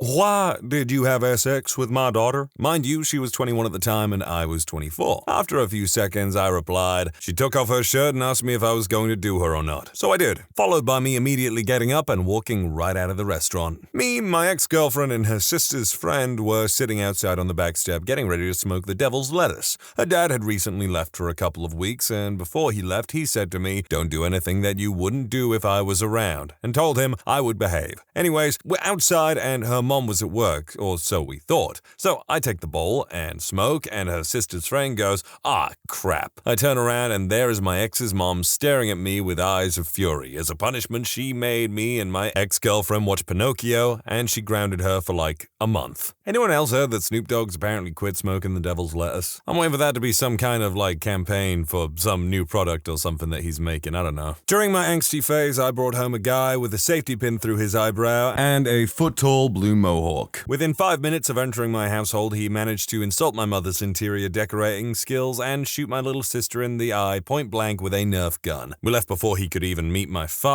who would surely have ended up in prison for whatever he did to the dude. Happened to a uni mate. He went to pick up his girlfriend from the parents. They had been dating for a few weeks, and this was their first time meeting. Her house was on a reasonable hill, and while parking, he rolled back into the dad's car. So in his first few sentences to the parents, he had to explain that he had damaged their car, apologize, and then convince them to let their daughter get in his car to go to a movie. They let her go, and it became a running joke with the family. My family is very chill. Poop is discussed while eating and such. such. With this in mind, my 16-year-old brother brought home a fairly good-looking girl, tall, smiled a lot, outgoing, older. One of the first conversations we all have together after they go to his room to fool around is how they met 2 days before off of Tinder and only got together so that they could fool around for the summer before she left for college. Then proceeded to ask my mom to provide her with birth control as her mother would not. That happened. Talk about inappropriate dinner conversation. Also, there is a startling amount of people that aren't parents talking about this stuff. It's all just kids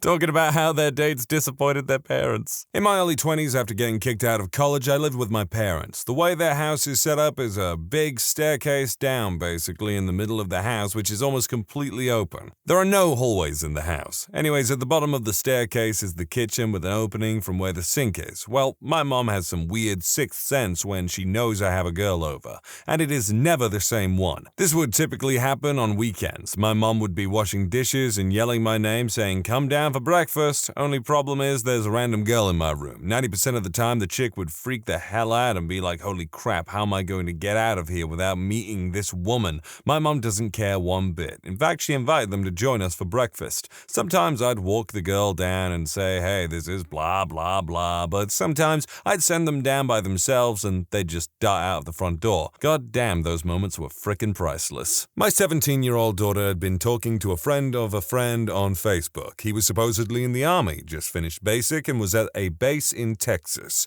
One Friday night, he showed up at our house. We live in Missouri. He flew in to surprise her. She was surprised. I was mad. Asked him how long he was in town, where he was trying to stay. The punk kid used all of his money to buy his one-way plane ticket and take a cab to our house. I ended up driving this kid back to the airport, buying a plane ticket for him, and sending him back on his merry way. Turns out, he thought he would just not go back to his base and live at our house until my daughter finished high school. Yeah, not happening. She is 25 now, and we were just laughing about this last week when she and her husband were having dinner with us. That was one crazy, scary guy. Yeah, I got a hard agree there. That sounds like a kind of terrifying event to happen in your life, some random dude showing up. Especially some weirdo that's just been casually chatting with your daughter for I don't know how many months. My girlfriend, now wife, met my parents for the first time at my dad's surprise 60th. In her nervousness, she proceeds to get plastered and is repeatedly shushed by my mother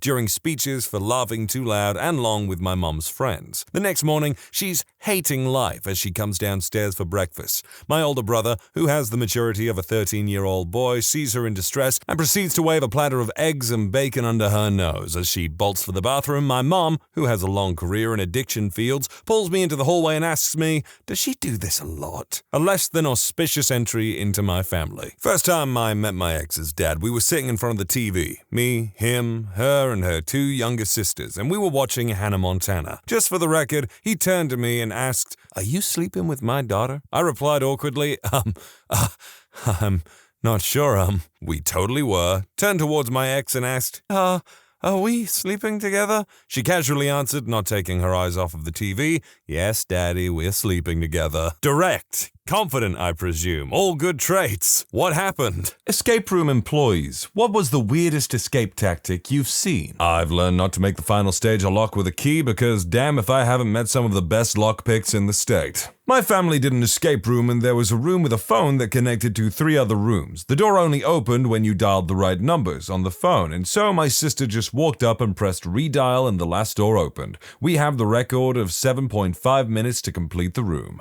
My brother and I once got out of a room by taking a magnet from the previous puzzle and using it to lift a key out of a small opening in a lockbox. There were 6 of us and nobody could figure out the last clue, so we improvised. Got out with 3 minutes to spare. Pretty good, kid. I was told this by an employee. There were paper clips to unlock handcuffs. Someone stuck it into a functioning outlet. I don't think that guy was trying to speed run the escape room. Not an employee, but did a room with 2 friends where we got randomly placed with a family with 3 kids under the age of 12. The youngest was maybe 7.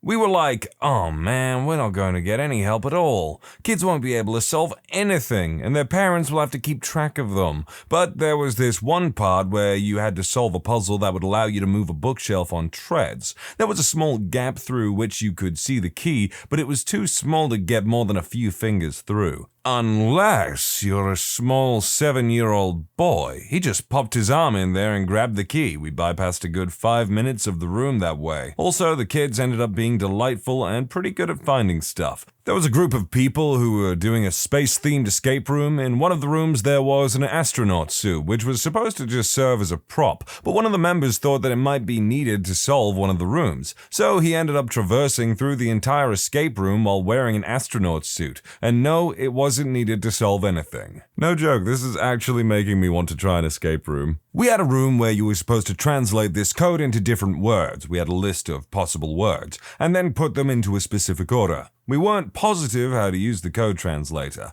It was something with wheels, so instead we just used some common sense, like XCWWB is obviously going to be green, not purple.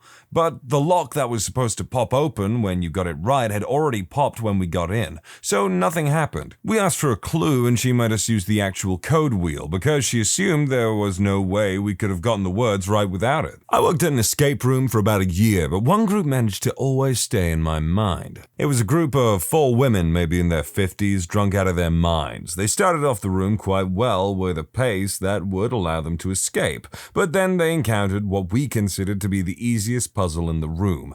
Basically, they get a long magnet and use it to pull a key out of a locked window. However, they, for some god-unknown reason, could not figure this out. After a bit of trying, they asked for a clue. I don't remember exactly what I said, but it was something along the lines of, "Remember that magnet stick you guys got? Some might call it the key to success." Simultaneously, they all sigh, which is a common reaction when people realize that an answer to a puzzle was so simple, but no, they didn't understand the clue. Instead, they shoved the book into the window in hopes of getting the key, which is something we specifically tell them not to do. Had to end up pulling them from the room as they started ripping apart the books. At a certain point, I am just sat here wondering, how much worse could I be than some of these people at these escape rooms? Working at an escape room, I have a lot of stories, but this one will forever be my favorite. It happened a little over a year ago now. A guy was wearing a baseball cap when he went into the room, and shortly after took it off and placed it somewhere. About 7 to 10 minutes later, he picked it up and started searching it for clues or hidden messages. His wife needed to remind him that was his own hat, and it actually took some convincing. He really didn't believe her at first. I work at an escape room in Sweden, and we use live actors in our games. One time when one of my colleagues entered in character, a group of people decided to grab him and tickle him so that he would let them out, because they thought that was a great tactic.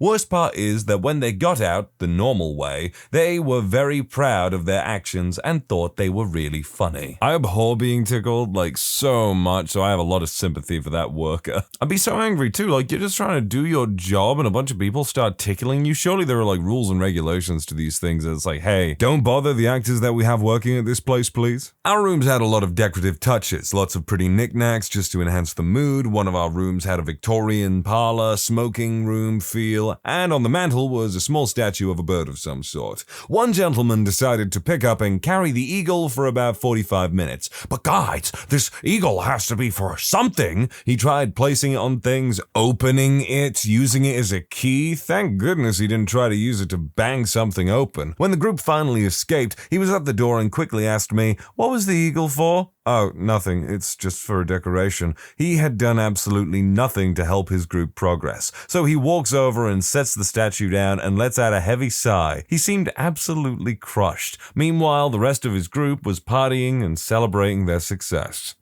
I get that. That is the worry, that you go to one of these things with a bunch of friends and no matter what you do, how hard you try, you end up contributing nothing to the team. That would be awful. I feel for this dude. I have tons of stories about destructive players, so instead, how about a weird and actually intelligent method? After my brief and video, the players started to run around the room, all talking out loud, not necessarily talking to each other. I thought that there was no way they were going to escape with how disorganized they were. Boy, was I wrong. One of the group members shouts, "Pumpernickel," and everyone else shuts up immediately. They continued to play like this through the rest of the game. Whenever one of them had either found something interesting interesting or figured out an answer, they would shout, "Pumpernickel," and immediately everyone else would give them their full attention. They got out in 30 minutes and 0 clues in a room with a 20% success rate, and average time to complete is 45 to 50 minutes. Definitely one of the better groups I've managed or seen. I worked on one where a roulette table was one of the answers. Now, we didn't want to rig a roulette wheel, so we gave the lock multiple answers. Now, this family comes through and plays it and gets double zeros, and they assume it's rigged to land on double zeros.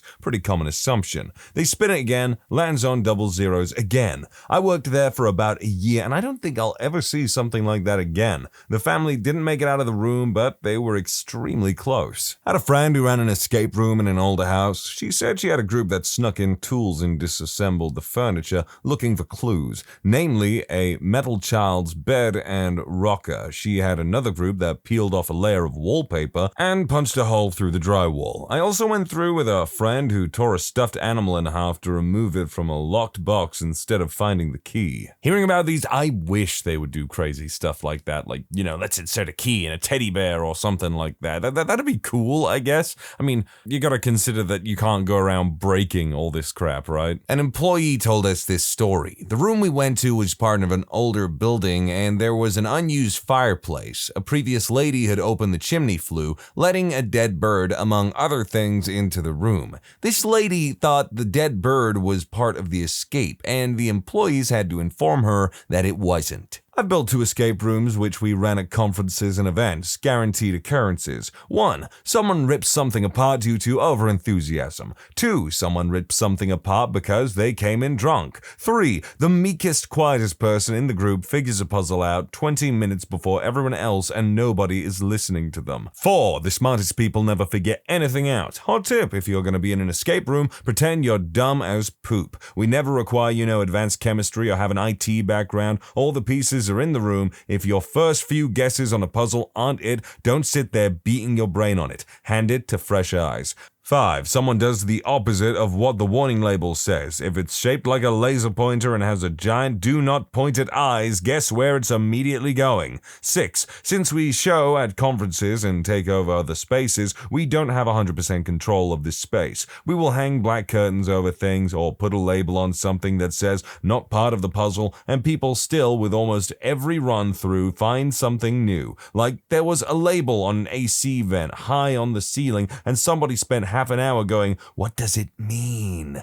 7. Someone figures a puzzle out that spells out a clue, notices the clue, then disassembles it and forgets it. This behavior I do not understand. We had one puzzle where people had to connect strings to a point on a grid, and when all the strings were up, it spelled a 3-letter word. Groups would do this, notice the word, comment on it, then take all the strings off the wall. Then 10 minutes later, be going, this lock needs 3 letters to open it, and I'm screaming from the security camera room. 8. I built a puzzle that has a 30-second timer. If you don't solve the whole thing in that time frame, it resets. Once you know what to do, it's just button pushing. It's easy, but holy Christ, having a short time limit stresses some people out like crazy. Like screaming, it's gonna reset, oh God, at their teammates. That's just people getting real into the game. I mean, hell, me and my mates yell at each other when we play Mario Kart. We curse each other's names, but pretty sure that's typical of a regular Mario Kart game. Emotions get pretty high. Work in an escape room and we have a prison scenario. Shocker, I know. Set in the 1960s in Germany. Made to look authentically old, there is an old rusty toilet, obviously without water. Via the cameras, I could only see the back of the dude appearing to investigate the water tank above the toilet, only he wasn't. You might already guess where we're heading. This dude thought it was perfectly appropriate to wee into a prop toilet in a confined space. With 3 friends present in the same room, I lost my crap and had to throw the group out. There was a drawer that would activate a black light when you pulled it open. Group was pretty dumb and clueless, gave them a hint. You'll find something useful if you open a certain drawer. Naturally, they find the drawer and someone decides that it would be useful to grab the light bulb and rip it out of its socket. Entire room blacked out cause they tripped the fuse. Needless to say, they did not escape. In a clown-themed escape room with my friends, we found a coin which we found out was used later on in the room. There was a hole in the floor with a note that said, "Do not put the coin in this hole. We thought it was a trick or something, so we put the coin in there only for nothing to happen, and we couldn't get the coin out. With all the notes and warnings that employees apparently put around the place or have to say because otherwise people trash the rooms apparently, this doesn't sound quite as fun as I imagined. Former employee here. We always reminded our guests to be gentle and respectful inside our games. That force of any kind is entirely unnecessary. People have ripped handcuffs from tables and walls, used incredible force to rip open mag-locked doors, somehow used a key from their own keychain to unlock a cupboard that is not meant to be unlocked at all. There is a phone in one of the games that cannot make any outgoing calls except to 911. There is a note on the phone asking people not to call 911, and we reminded our guests not to call 911, but it constantly happened. It was rare when it happened, but some kind of parallel thinking that led them to getting the right answer without any of the clues. It's pretty alarming when a door opens and it required a clue in another locked box. In the escape room I work at, I once had a party of older 20-somethings come in during a day out. They didn't pay much attention. I think some of them might have been a bit drunk, but I'm not sure, but they worked at a pretty good pace. In the room they were doing, they had to find a crank, a gear, and a handle in order to open a mechanical box that had the answer to the mystery they were trying to solve. We weren't allowed to lock the door for safety reasons, so before they even step in the room, I gave them a whole spiel about the rules and whatnot, and told them that anything that looks like it needs more parts to work probably does, so please don't force things. This box clearly has a part for the gear, and a part for the crank to attach to said gear on the side of the box. After finding the gear and handle, but having not found the crank yet, one of the dudes in the room just attaches the gear and with sheer force of his grip, turns it without the crank and opens the box. I was just staring at the monitor open-mouthed in awe. I haven't seen anything before or after that could possibly top that experience. They ended up deciding to continue the room and try to find the crank after I informed them what happened, and they'd technically solved the room and had a blast. This is our extended list at work, basically meaning that people have done this crap at our venue, and now we have to brief everyone with this list. Ceiling tiles and sprinklers are not part of the game. Do not kick holes in our walls. We do not keep clues in the plaster. Do not pull apart our phone. It is there for clues from the staff. It is not a clue itself. Climbing on top of our shelving and jumping onto a lockbox to break it open is not how you solve a puzzle. Kicking doors down is not permitted in gameplay. You are not Arnold Schwarzenegger. Do not place metal items in the power outlets. They are live and will kill you. These are the types of people who look at us with surprise on their faces when we have to repeat they are liable for the damages they make. I'm starting to wonder if some of these contestants got confused between an escape room with a rage room, I think they're called. You can just go in there and break whatever's in there with whatever you like. It's supposed to be really good for an anger outlet. Last week, a woman ripped a very large painting out of the wall. It was clearly marked "Do Not Touch" and screwed into the wall with anchors. One part of our game requires you to look up information in a textbook. We give the page number to help solve a puzzle. I've had 2 groups now waste 5 to 10 minutes solving the practice problem instead. Didn't know you could pick combination locks until a guy did it. If there is any kind of lock anywhere in an escape room, I can guarantee someone has tried to pick it. Drunk people in particular get pretty creative, usually not in ways that are beneficial to them. At least once a week, we have someone ask if they can just make their way through the drywall. I know it's a joke, but I always keep a closer eye on those people. But we have our customers lock up their belongings in lockers prior to entering the rooms. It's important to note that the lockers are not assigned per room. Any player can pick any locker. The other day, I had a group open up a locker cabinet which has the means to escape in it within the first 2 minutes in the room, and escaped right away. When I asked them how they escaped, fearing that we forgot to lock it during the reset, they let me know that they used their locker key to open it. Needless to say, we got new locks for our lockers. God, my boyfriend works in an escape room, and they tell you at the beginning, if you have to use force, then it's not meant to move. Then people literally rip lights, bookshelves, clocks, skeletons that were drilled into the walls right off. I think they spend close to a few $1,000s a month repairing crap they told customers not to do. That sounds ludicrously frustrating if you were the business owner of that establishment. I had one team shut the magnetic secret door behind them, locking themselves in for no reason that was particularly dumb. In one of our rooms, there's an opening in the wall for a long tube that they're supposed to stick a magnet into and fish out a key. One team decided to drop the cryptex they were trying to open into it instead. That was fun to try and get out. One team of the 2 got to the end of the hour time limit without even solving the first puzzle. In another room we have a mannequin hanging from a noose. My coworker watched one particular idiot put the noose around his own neck and climb onto the bench next to it. He got a real shouting at over the walkie-talkie for that moronic stunt. This job sounds like, I don't know, the second most infuriating jobs after maybe working in the stock market. A group came into this place and I went through everything. I was the only employee who was fluent in English, so I'd go through the rules. The rest of the staff are Russian and mostly speak Russian. Only one knows broken English, so she'd relay stuff to me if needed. Well, one day, as I said, this group came in. My boss and her friend, who were visiting, were discussing in high-speed Russian different parts of the escape room, how to get in and out and such. I assume no one can hear or understand them, so I go through the rules and such. I mention I'm also on a loudspeaker and such if they need help. The second they get in the first room, a guy goes, "You guys remember how I speak Russian? Want to set a record? I can hear you." Niet! Not necessarily an escape tactic, but when telling the group the rules and what to do, i.e. don't go in the ceiling, they almost always think you're just trying to misdirect them. Please do not, under any circumstances, mess with the fire detection and alarm system. Somehow translates to, there is definitely something hiding in the functioning smoke detector. They were not happy with the bill for the fire department getting called after they ripped it out of the ceiling. If I go to an escape room and ever do something this stupid, I'm probably going to come back on here and be like, well, I did it. I fell victim to my own stupidity and I paid for it. All of my judgments of other people in this specific topic were unfounded and, well, I was no better. There was one person who ripped the wires out of a pressure sensor, then stuck said wires into an electrical outlet, shorted out the room, and no, they did not get out. In his defense, he knew a lot about electricity. In high school, I used to work in an escape room for my co-op. I usually just watched cameras and swept up the room after everyone was done. In our medieval room, there is a ventilation hatch really high up on the ceiling. It's really out of sight, but if you're looking for it, you can find it.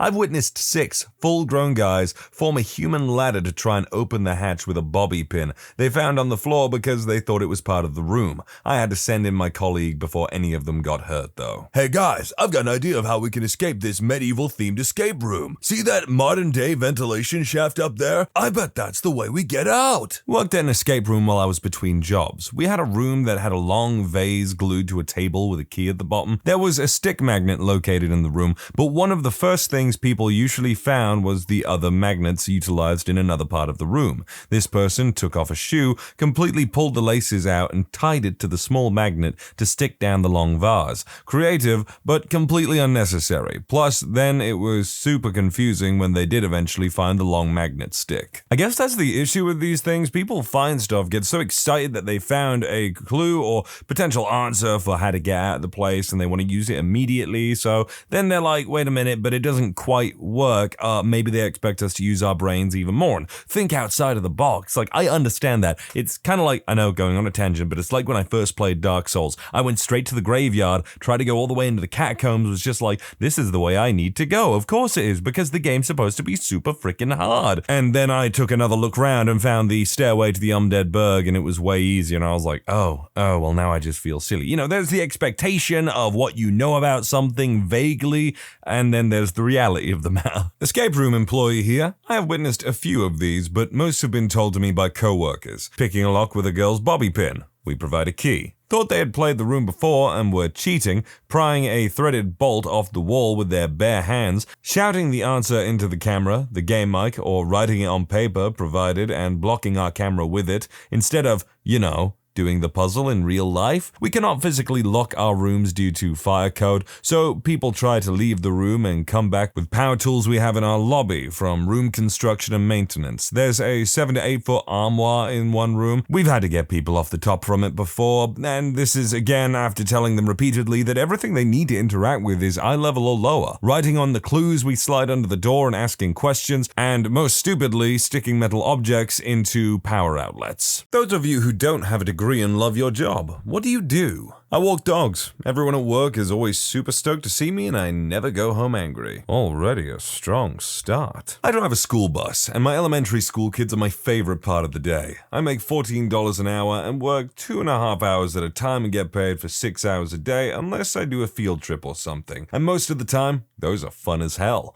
I get to go to the zoo, the science center. I went to a Cardinals game. I went to a swimming competition and got to stay in a nice hotel for a weekend getting paid the entire time. The only thing I would would change about my job are the buttholes I have to share the road with. I'm a web developer. I dropped out of college to move home and take care of my mom. Motorcycle accident, permanent severe brain damage. I couldn't leave home. I had to be with my mom, so I did what I used to do for fun. PHP. I hated PHP though, so I researched what the most semantic and elegant solution to web development was. The research led me to develop with Python and Django. I made a website, Good Guy Gamers, that wasn't successful at all. It was way too much work for one person. I'm a terrible designer and marketer, but I put everything I had into making the site have cool, unique features and demonstrate my skill. It worked. I landed a job where I work near full-time for a great company for $40 an hour, and I have a huge say in what happens. I can work for 3 hours a day if I'm feeling awful or can't focus for some reason, or I can work 12 hours a day busting my butt on an exciting problem.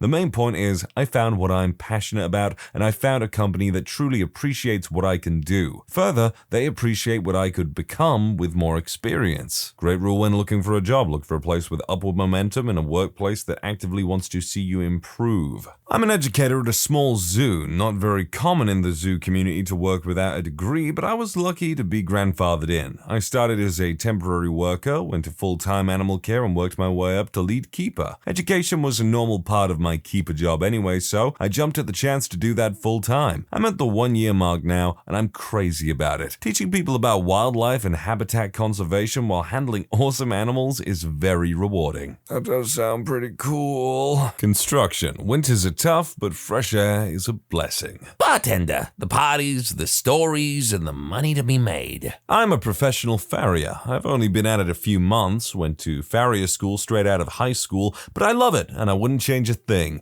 Though a lot of people are surprised when an 18-year-old girl shows up and manhandles their stubborn stallions and nags. I'd heard the name farrier, but I didn't know what it was until I just read this. I'm an air traffic controller, 23 years old, and at any given moment I have hundreds of human beings on my screen. For the most part, pilots do their thing and we do ours. While I wish to pursue a business degree, I'm not sure I would trade this job for anything. Excellent income, excellent benefits, and the fact that every day is slightly different than the last is pretty cool. I feel like I'm gonna see some kind of bot story or something at some point where it's like, do this, join this, we need you. Kennel attendant for the cat building of a no-kill shelter. Every shift starts at 7 a.m. Depending on the shift, I scrub vomit, clean dusty litter paw prints off everything, clean cage units, change out bedding, dump hundreds of pounds of dirty cat litter, and lug hundreds of pounds of clean bagged litter, scrub 50-some dirty litter boxes. It's by far the most physical labor-intensive job I've ever had, and by far my favorite job I've ever had. I'm part-time, the pay is not enough to support myself, but by God, I love it.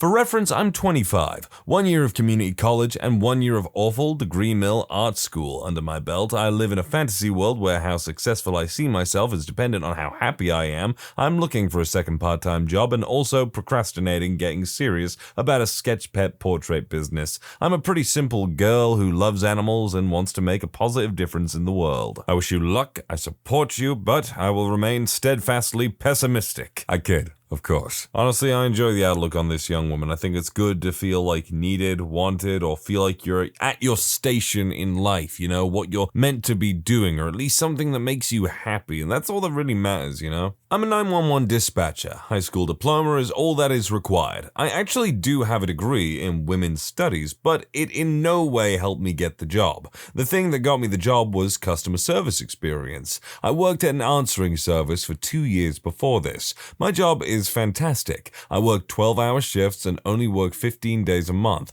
1 week I work Monday to Tuesday, then Friday, Saturdays, and Sundays. The next week I only work Wednesday and Thursday. I get a 3-day weekend every other week. The work is interesting, but there's also loads of downtime in which we're allowed to browse the internet or read. There's no dress code, although pajamas are gently discouraged. Most importantly, you really do get to help people, so you leave at the end of your shift feeling like you've done something good for your community. It's fantastic. I work as a bus driver for people with disabilities. I love what I do because I feel like I'm giving back a little part of life these people had taken from them for whatever reason. It is very fulfilling. I love my clients.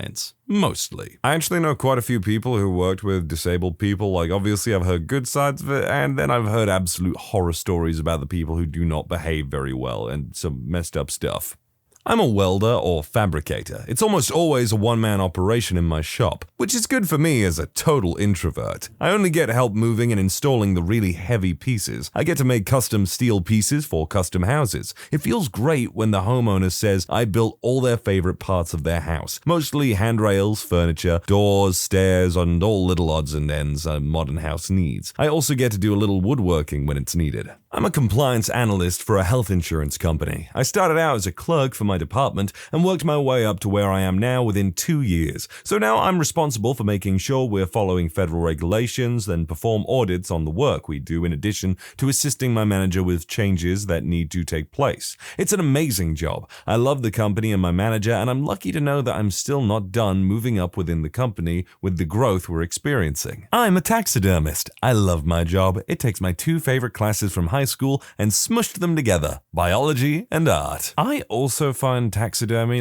morbidly fascinating. I mean, has anyone ever seen that thing where it's I think a guy tried to taxidermy a lion but had never seen a lion before, so he had the skin and everything, and instead of making it look like a lion, it looked like one of those really bad paintings of what people thought a lion looked like by second-hand descriptions. If you haven't seen it, type in bad taxidermy lion, it looks ridiculous. But then look up medieval lion painting and you will know the one. I roughneck on a drilling rig, make great money, $2,500 a week, and I work only 2 weeks a month and 6 months out of the year. Practically buy whatever I want, whenever I want. There's a lot of fights between the men out here, but if you can get past that and do your job right, you're pretty much your own man out here. I myself have considered working on an oil rig at one time or another when things get stressful. I'm I hate it here, but I also need to make money. Senior network penetration tester and security researcher. I've wanted to do this stuff since I was 10 and tinkered with everything since then.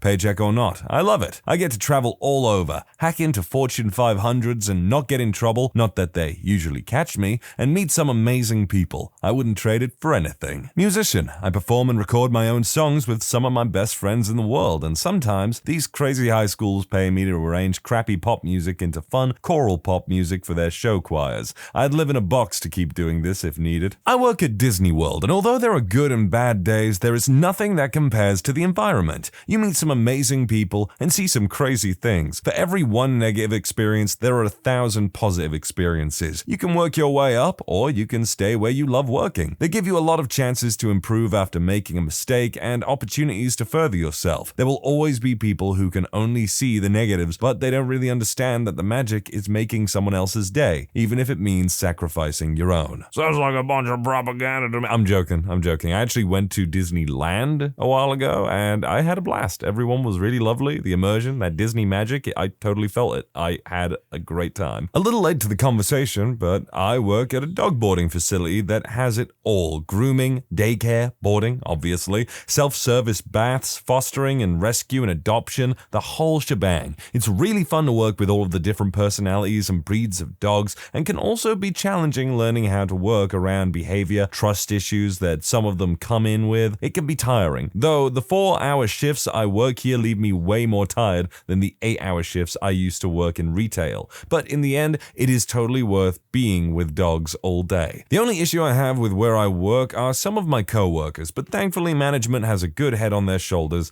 Otherwise, I love where I work and I hope to put in many more years. No qualifications, professional musician for 30 years. Wouldn't trade the worst year of being a pro muso for anything else. I love it that much. I have 0 job security, no benefits apart from free alcohol, late nights, and sometimes recording sessions are booked early the following day. Long time away from home, traveling all the time, still wouldn't be doing anything else. That is the issue with not working for an almighty corporation or just being self-employed in general. You don't really know where your next paycheck's going to be coming from. I'm a personal shopper. I literally walk around a store all day collecting groceries to be delivered to people who are too rich and busy to do their own shopping. It's a pretty sweet gig, and being able to see how the other half lives makes me feel happy that I'm not a rich douche and reassures me that my financial priorities are intact. You didn't have time to buy a $2 loaf of bread and are going to pay $20 to have it delivered to your door? Really? I'm an event manager for an energy company in Texas. I get to tell people what to do, manage a $500,000 budget, and travel some. No degree. Experience matters most. Make $60K a year and earn almost twice what my wife with a master's makes. Pizza delivery driver. Make great tips and get to jam to music while on the way to deliveries, and also everyone at work, even the managers, smoke tons of devil's lettuce. I work in the retention department for a cable company. I take 30 to 40 calls a day from people calling to cancel their cable. I usually take them out of it. I often slash their bills. I sometimes give them something for free, and every once in a while they really do cancel. Every time they're mad or unhappy when the call starts, and every time at the end of the call, they're satisfied.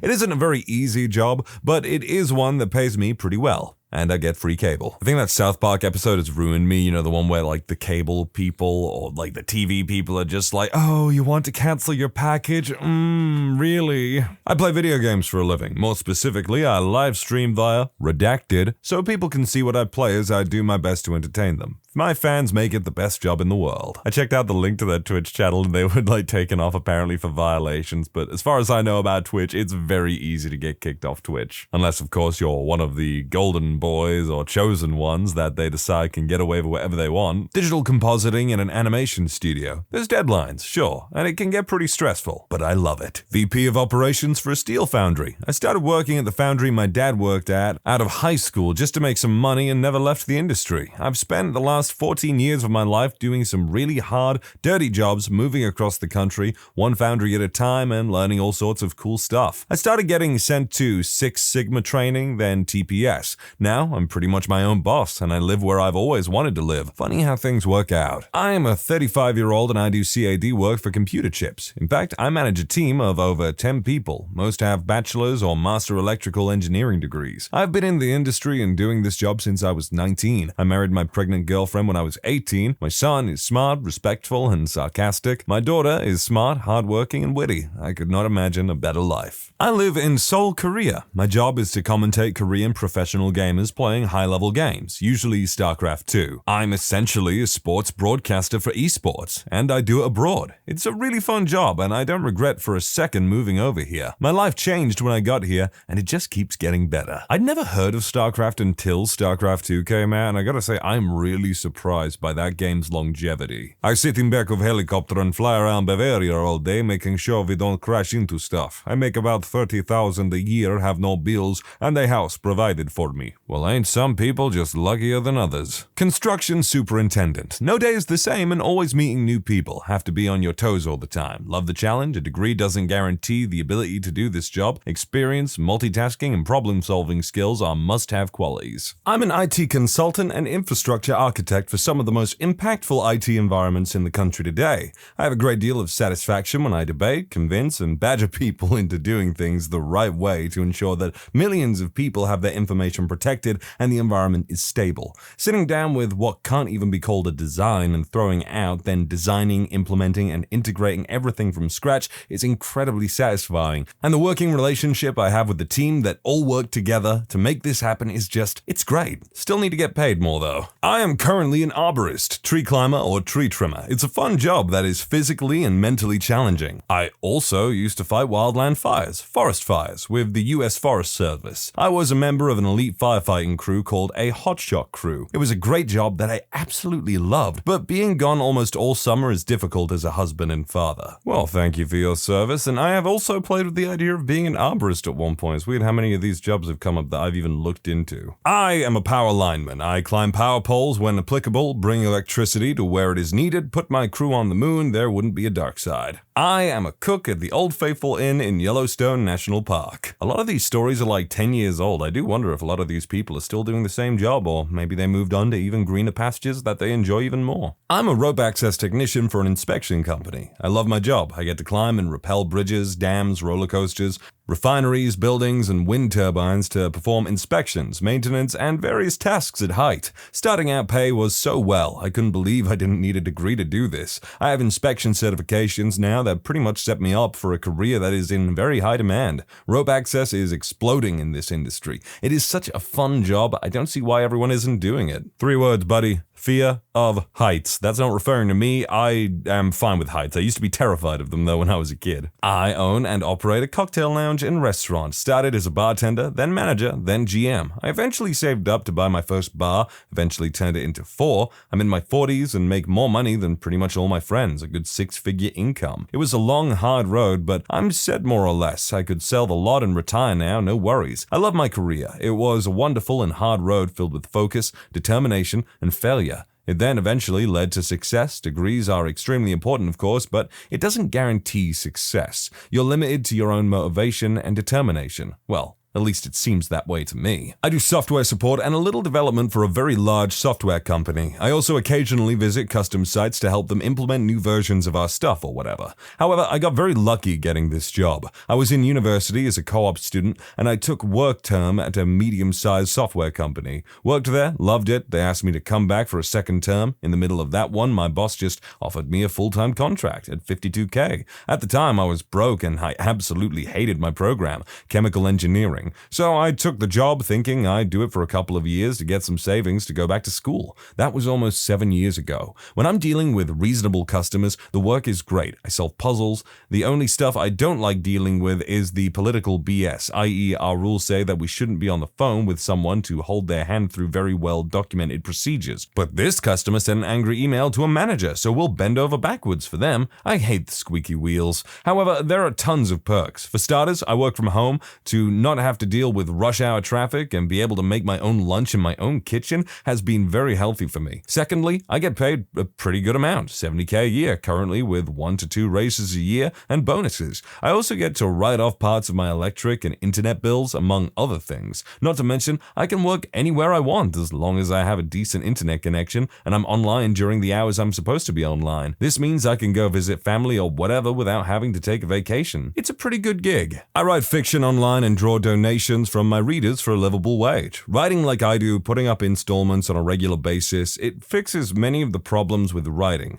With regular writing, it's a lonely business. You don't get feedback or see if it'll take until it's done, and you don't get the money until it's done and successful. What I'm doing, I get regular comments. I can chat with my readers. I can shape the narrative if feedback indicates it's necessary. I do write my stories. Reader feedback can inform it, but it's not a choose-your-own adventure. It helps that it's sort of marketing and social media on its own too. I finished my first story, a 26-book epic written over 2.5 years, and publishers, editors, startups, and agents and a small video game company have expressed interest in working with me. I have a wealth of options now, a large-ish audience of 12,000 plus readers at the height of my last story. That's very attractive to outside parties, possible Kickstarters, self-publishing, traditional publishing, or something in between. Generally speaking, I'm pretty stoked to get up in the morning these days. It's nerve-wracking at times, those 15 to 20 minutes after my chapter goes live and before the first comment comes in, and there are ups and downs, but I love what I'm doing. Well, that just sounds like a dream. I love writing personally. I don't have that much confidence in my entire ability to write, like setting up areas or dialogue and whatnot, but I do have some concepts and ideas that I think are absolute gold, and I would like to get out there someday, so this just sounds cool. I'm a professional audio and lighting technician for live events, raves, rock shows, corporate meetings, politician rallies, fundraisers, sporting events, presidents past and present, you name it, I've done it. I'm a broadcast engineer. There isn't a school for what we do. You just start from the bottom as a wireman and work your way up. You earn the right to be called an engineer, regardless of your education. When you watch a live televised event, say the Super Bowl or Academy Awards, there are usually a team of people making sure that all the cameras, audio, and video equipment on site is functioning. I'm one of those guys. Stress level is very high, but the skills and relationships you develop, it's worth it. Honestly, it's the perfect job for a single person, as you'll spend more time on a plane than anywhere else, but the scenery changes every day, and the pay at my company is the best in the industry. For the record, I am sorry if some of you get frustrated when I decide to change voice randomly, but sometimes I get bored just reading in the same voice. Pilot, I get to travel the world. The pay is crap, and you work a ton. I can't imagine doing anything else. I flew a plane once. It's very expensive to get even an hour-long lesson on a plane. It's crazy. Like getting your pilot's license, I believe, you need at least 60 hours in the air before you can move on to more stuff. I'm a butcher. It's kind of cool seeing all the cuts of meat you can get out of one section of an animal. Also, being able to take a 1,000-pound animal and turn it into something people can pick up at the store and throw in a pan for dinner is awesome. And now you're making me hungry. Children of single parents, who is the worst person your parent has dated?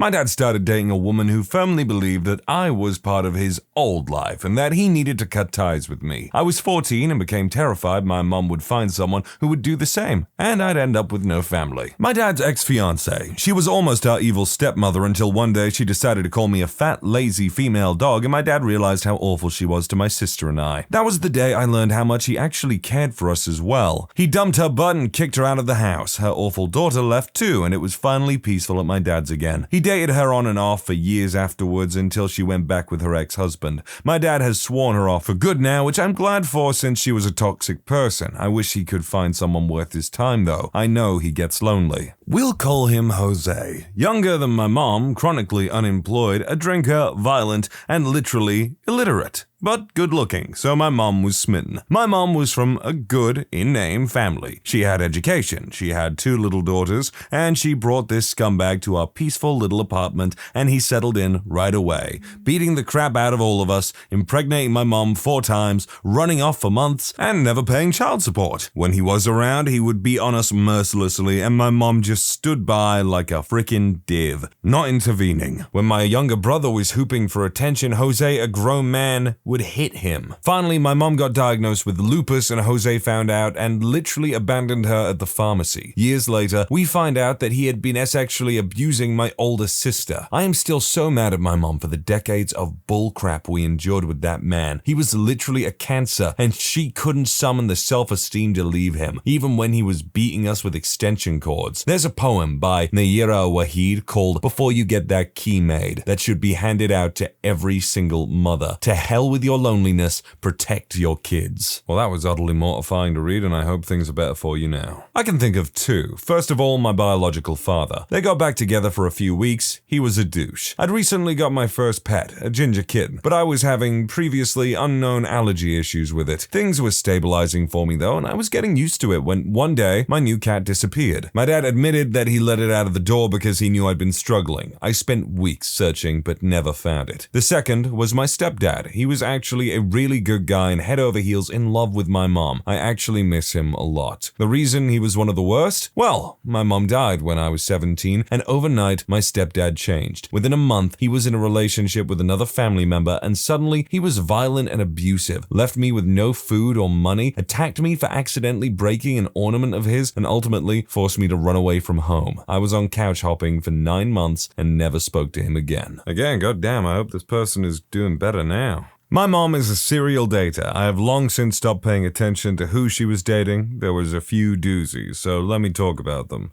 B. He came into my life when I was still forming self-awareness and memories. All I remember of him was screaming at my mom about leaving. G. A drunk who was verbally abusive. I remember him once deciding that I was not able to leave the table until I had finished every bite of the meatloaf that he made that night out of the blue. I threw up after stuffing myself with it. Mom stood there while this new rule was randomly enforced. He also called my brother the meaner term for a child born out of wedlock because he had been complaining of pain while standing up. Apparently, that was a personal attack and he needed to cuss out a 5th grader. M. A foster parent of 8 very unwell boys. I was the only girl in the house. There was sexual abuse that I was blamed for from his foster boys and from his own son. He would scream at me like his foster children because I didn't want to play basketball with them. I was screamed at for humming. He eventually had to move me into his closet, so that's where I slept, while he would drop his clothing on me in the morning. He was cheating on my mom while she fed and clothed and parented all 11 children in that house. When they broke up, Mom blamed me because I had torn the family apart when I told a teacher about the sexual abuse I was experiencing. ?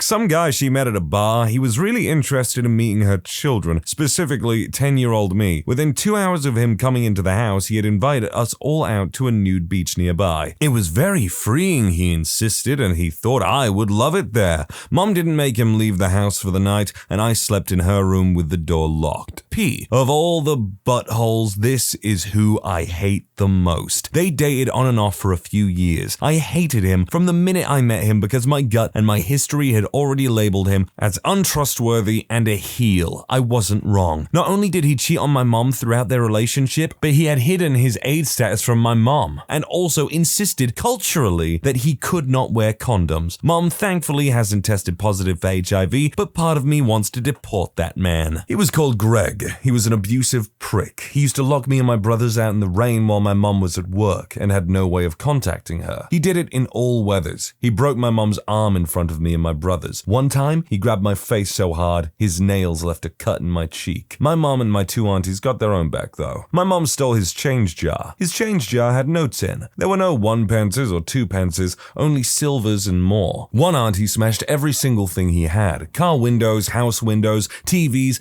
everything. She also promised to beat him whenever she sees him, and she kept that promise, and has hit him 7 times so far on nights out. My other auntie kept reporting him to his boss for things that he hadn't done, but they couldn't disprove, like being horrible, swearing at her, and he was fired. He was a real piece of crap, and the actions of my family may have been drastic, if not illegal, but he mostly, definitely deserved this. You know, if you screw someone over or mess with someone and abuse their trust, their love enough over time, eventually they might just snap right back at you, and they might be snapping at you for years to come, and I don't think I'll feel sorry for you when they do. The worst definitely has to be my biological dad. I don't know too much about him, but he was an addict and later got sent to prison on the other side of the country for 5 years. He would write to my mom and me saying he would come back soon and everything would be good. At this time, I knew what state he was in, but I was being told that he was just working there. I was too young to understand. When I was 8, I got to talk to him on the phone for the first time since he got arrested. He told me that he had been arrested and wasn't actually working there. My whole family knew where he was, but wouldn't tell me otherwise, and hearing the truth both hurt and blew my mind, and I still have problems because of that today. After he got out of prison, he stayed on the other side of the country, got a construction job, eventually married a girl with 2 kids. Him and my mom were never married, by the way, and he and his wife had 2 more kids together. He later got back into his addictions. His wife left him in fear that her previous husband would find out about my dad's addictions and take his 2 kids back. He came back for a while and lived with his parents. I saw him maybe 2 times during this. Was weird talking to him. He later went back to the other side of the country, and last I've heard, he has been in and out of addiction centers and is likely in one of the many tense cities in that state. It's Cali. I don't know why I'm hiding it. Luckily, his dad, my grandpa, and most of the rest of his family are really good people. My grandpa keeps me updated on that side of the family, and I visit or go on vacation with them once in a while. Very nice people. 2 of my uncles are in the military. The other uncle suffers from alcohol addiction problems, but gets by best he can. So yeah, that's my story. Thanks to anyone who actually took the time to read it. You are most welcome. My dad has a habit of dating horrible women. The exception was his last girlfriend, who he thought of proposing to, but they broke up before that happened. He also had a thing for Nancys. The first Nancy he dated was okay. I just hated living with her and sleeping on her living room floor. The second Nancy was an abusive douche to my brother and I. We were forced to sleep in her son's room, and my bed was next to the wall adjoined to my dad and her room. She would force us to wake up at 5 a.m. every morning to go to her mother's, to go on a bus, to go to a youth church. Her mother accused me of causing her cat to kill its kittens. This Nancy made me and my brother eat outside during the height of mosquito season without bug spray, while she, my dad, and her son ate inside. She also wouldn't let me eat anything while she wasn't home and was angry when I went over to the apartment next door to watch a movie with the other little girl there and had Dorito chips because I was starving. This lady also grounded me for watching TV because I didn't wake her up in time to go on said church bus. I didn't have a clock in the room where I slept, and we weren't allowed to leave the room during the night. She didn't even have a working television. The third Nancy was a lazy, addicted scumbag who used my dad for money and treated her daughter and I like crap while treating my brother like he was king. Her daughter and I had to clean the entire apartment while she and my dad smoked and drank in the basement. We also weren't allowed snacks and had to make our own food. Mind you, these are all before I turned 13, and he dating these women for like a year at a time. My brother and I were frequently forced to move in with him and his girlfriends. We lived at our grandparents from the time I was 5, and they were my parents. I hated all of his girlfriends, except, like I said before, the last one. He's been single for a while now and seems to be doing okay.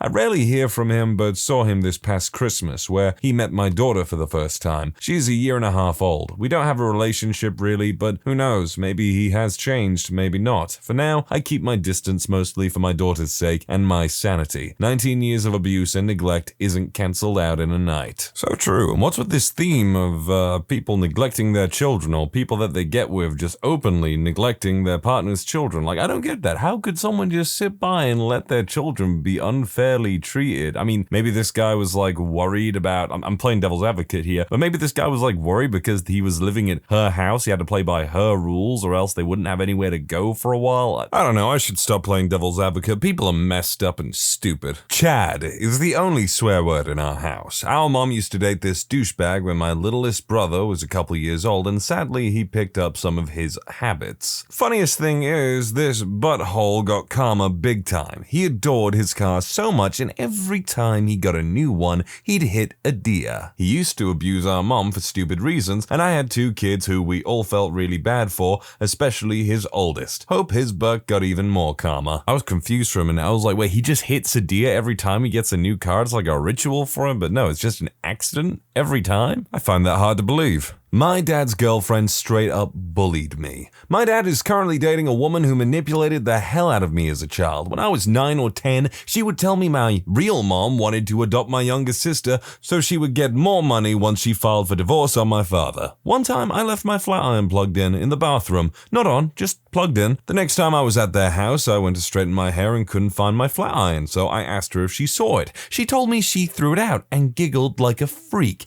Irked me so badly. I asked her why she would do that and begged her to tell me if she was kidding. I asked her to buy me a new one because I had spent my own money on it and really needed it for my poofy hair. She just laughed and kept telling me it was gone. I ended up spending $40 on a new one, and her response was that I wouldn't have had to do it if you hadn't left the first one plugged in. Fast forward to Christmas that year when I had one gift left under the tree. I opened it up excitedly to find, you guessed it, my frickin' flat iron. The one she threw away, and the one I had to replace because I left it plugged in the wall, same as you would a TV when it's not on. My dad's girlfriend crying, laughing, and I was just so confused and uncomfortable. I was 16 then, and 5 years later I still haven't forgotten that feeling. I feel like this may seem like nothing to some people, but this was all happening while she was trying to convince me to move out of my mom's house and in with her and my dad, accusing me of heavy substance use, starving myself, both never true, and telling me how I was the daughter she never had but always wanted.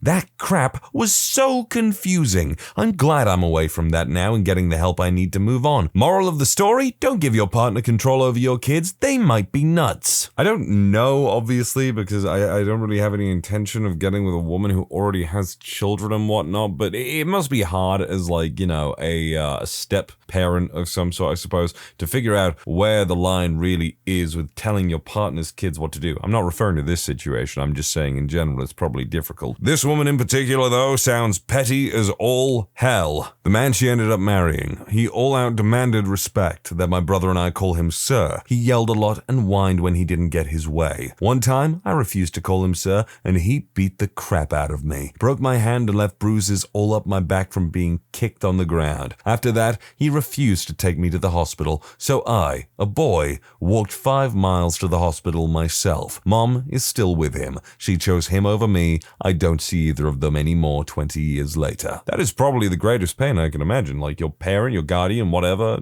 choosing someone else over you, unjustly, that is. I mean, if you've done really bad things and it's just like they've had enough of you, I guess that's the case, but in this case, my father dated a girl which made my parents' couple break. This girl was poorly washed, had her 7 kids homeschooled, and her husband was working far away. Plus, she looked like a literal witch. Raised by my dad, he dated a pathological liar named Patricia for about 7 years. My dad was moving from Florida to Middlesex, Virginia. He met her in VA. She seemed nice enough. I was 19 and joining the Marines, so I didn't go to Virginia with him. Stayed with a friend in Florida till I left. Gave my Bronco and my dog Angel to my dad to look after while I was gone. On my first deployment, I get told that my dog got very sick. I got her one summer when I was 10 and raised her myself because my dad was constantly working to support us. I loved her like a daughter. Now I'm getting told that Angel is dying. The dogs with my dad go outside and free roam because they're well behaved and intelligent, so they believe she may have ingested some antifreeze because their nearest neighbor has old vehicles that could potentially be leaking. We were thick as thieves. My little girl dies and I'm not there to comfort her.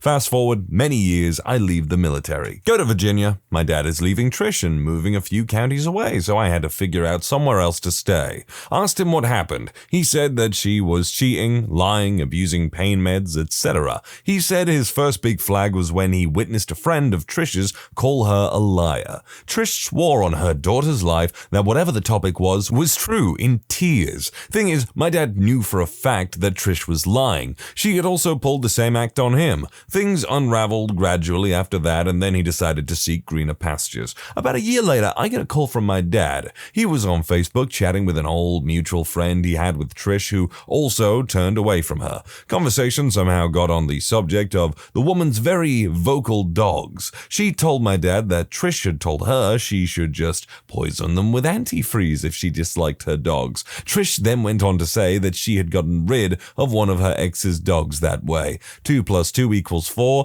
Trish murdered my angel. My dad is currently dating someone my age. He's 53 and she's 22, so there's that. Ooh, boy, that's an uncomfortably big age gap right there. I kind of think once you're in your 20s, it's really up to you who you date. It takes two to tango, and, just try and make wise choices that are good for you, Don't get with a douchebag who might abuse your trust or manipulate you. That's all I have to say about it, really. Well, pretty much every guy my mom has dated thus far has been a butthole in some way, shape, or form, but I'd say the worst was my stepfather, who was also the father to both my little brother and sister. See, my mom just turned 16 when she had me. I spent the first few years of my life with my grandparents while my mom went off to college. When she came back when I was 6, she brought back the man that would make my life a living hell for the next 4 years. My grandparents did shelter me a bit too much, and because of that, my stepfather tried to effectively rewrite me into his definition of a son, someone I was the exact opposite of.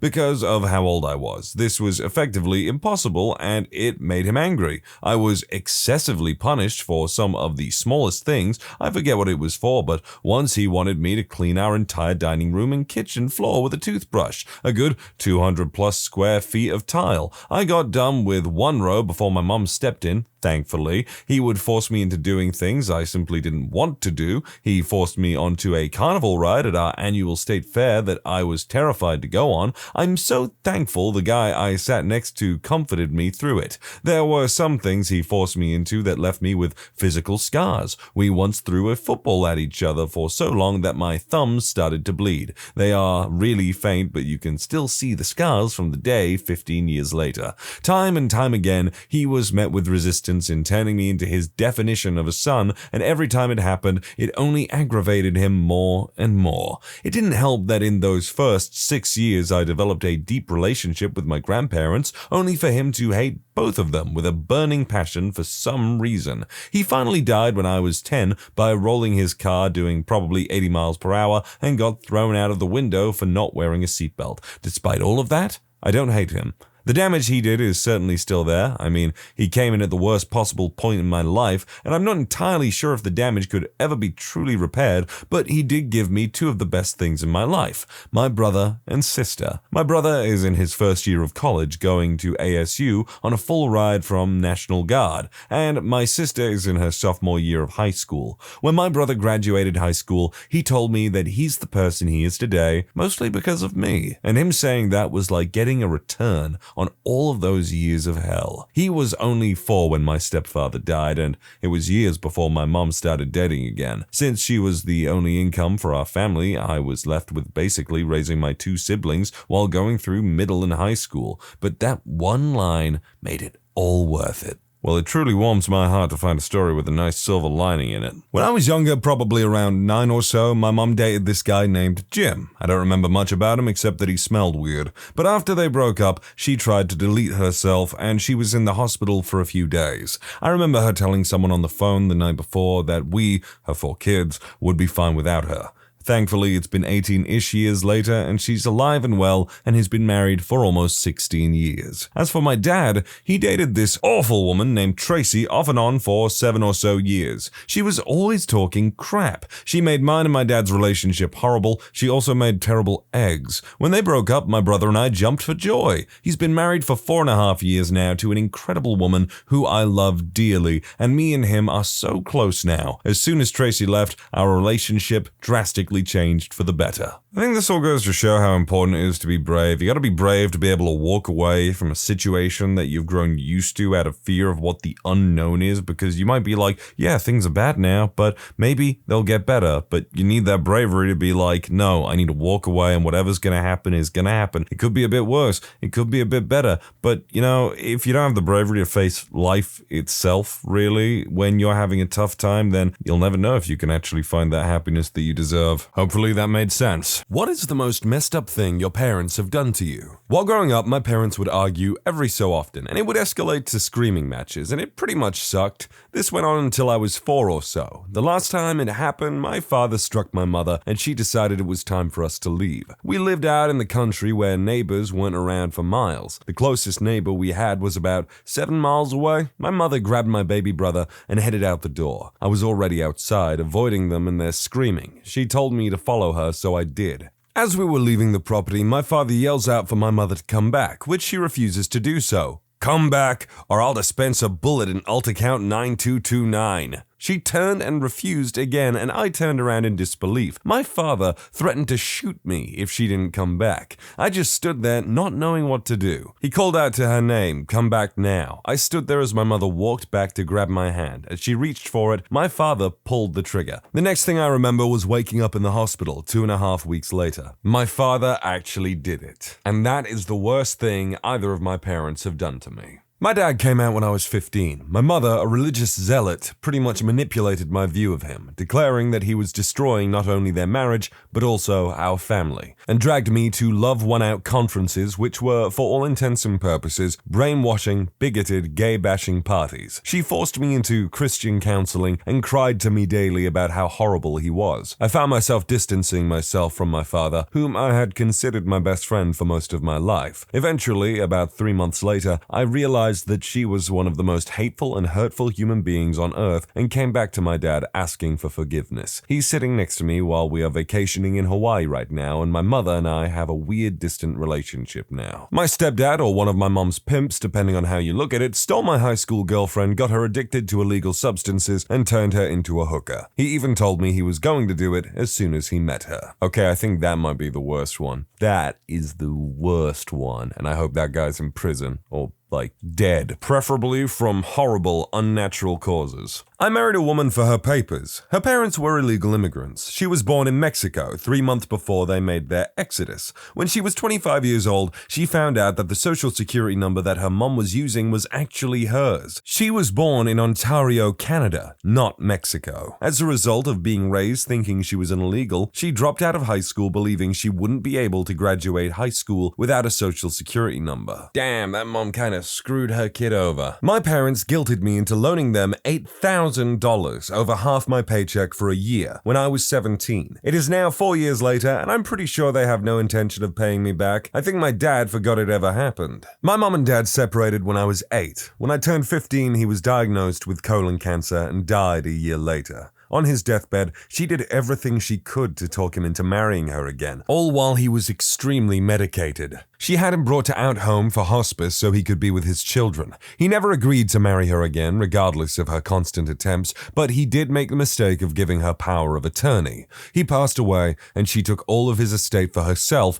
and conned my sisters and I into signing away parts of our inheritance while we were still young and dumb. All 3 of us. 14 years later, still have financial trouble when we could have had our lives and education taken care of by our hard-working father. We no longer acknowledge her as anything but our birth giver now that we're all grown up and know what she did to our family. His death day is the 21st of July. Rest in peace, Dad. I understand wanting a lot of money for yourself. I get it. But when you're so greedy that you're like, No, the money's only mine. Screw my children. They can go to hell for all I care. it's just, what the hell? You are too greedy. Mine used my social security and other personal information to drain $76,000 from my savings account, which I had built up over the course of saving every penny, working in a crappy used bookstore for 5 years while selling Magic the Gathering cards on the side in high school. Hey, Brandine, we gotta dip into the boys' Magic the Gathering card money. That is how that conversation went down. You can't convince me otherwise. Sorry your parents stole all your money.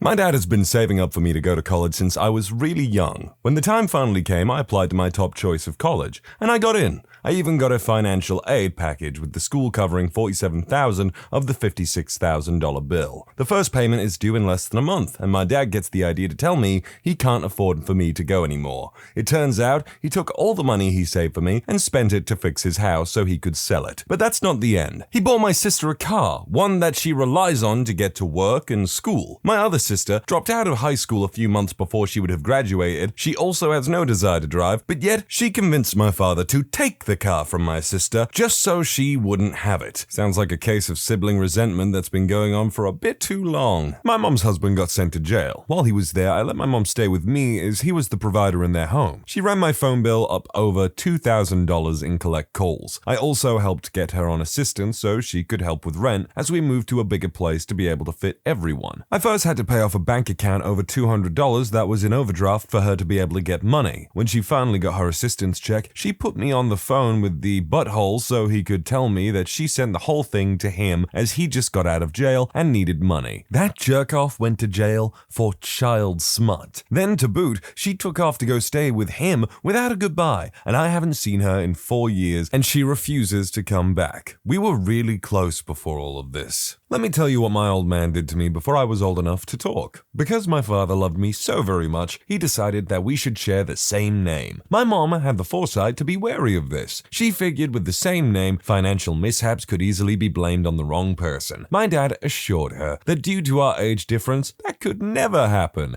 However, money got tight around the time I turned 1, and my dad didn't want to cut back. So, what did he do? He opened 5 new lines of credit with my social security number and maxed them all out in a matter of months. That might have been okay if he had ever intended to pay them back, but of course he didn't. When I turned 18 and applied for, well, anything, I got a resounding no. I decided to check my credit, and what did I see? Well, you've already heard the story, so yeah, 5 maxed out credit cards. But that's not all. He also assigned medical bills to me, as well as large amounts of other miscellaneous stuff. I've been fighting this crap from the onset of my adult life, and no, I haven't been able to resolve it all yet. Some things would require that I go to court, and call me old-fashioned, but I can't sue my parents. Screw the credit system, and screw irresponsible parents. Clearly, there was a reason why your mother was wary in the beginning. My parents have each dated and married and divorced people that are younger than my brothers and me. The worst thing, however, that I've witnessed my dad do is push my grandma down a flight of stairs. My mom does horrible things all of the time. When I was a child, she once took my brothers and me to a guy's house while my stepdad was at work. They put us in front of the TV with a pizza and had loud SX in the bedroom. They got divorced while I was in college and didn't tell me. They pretended to be together for 4 months until I decided to randomly come home to surprise them.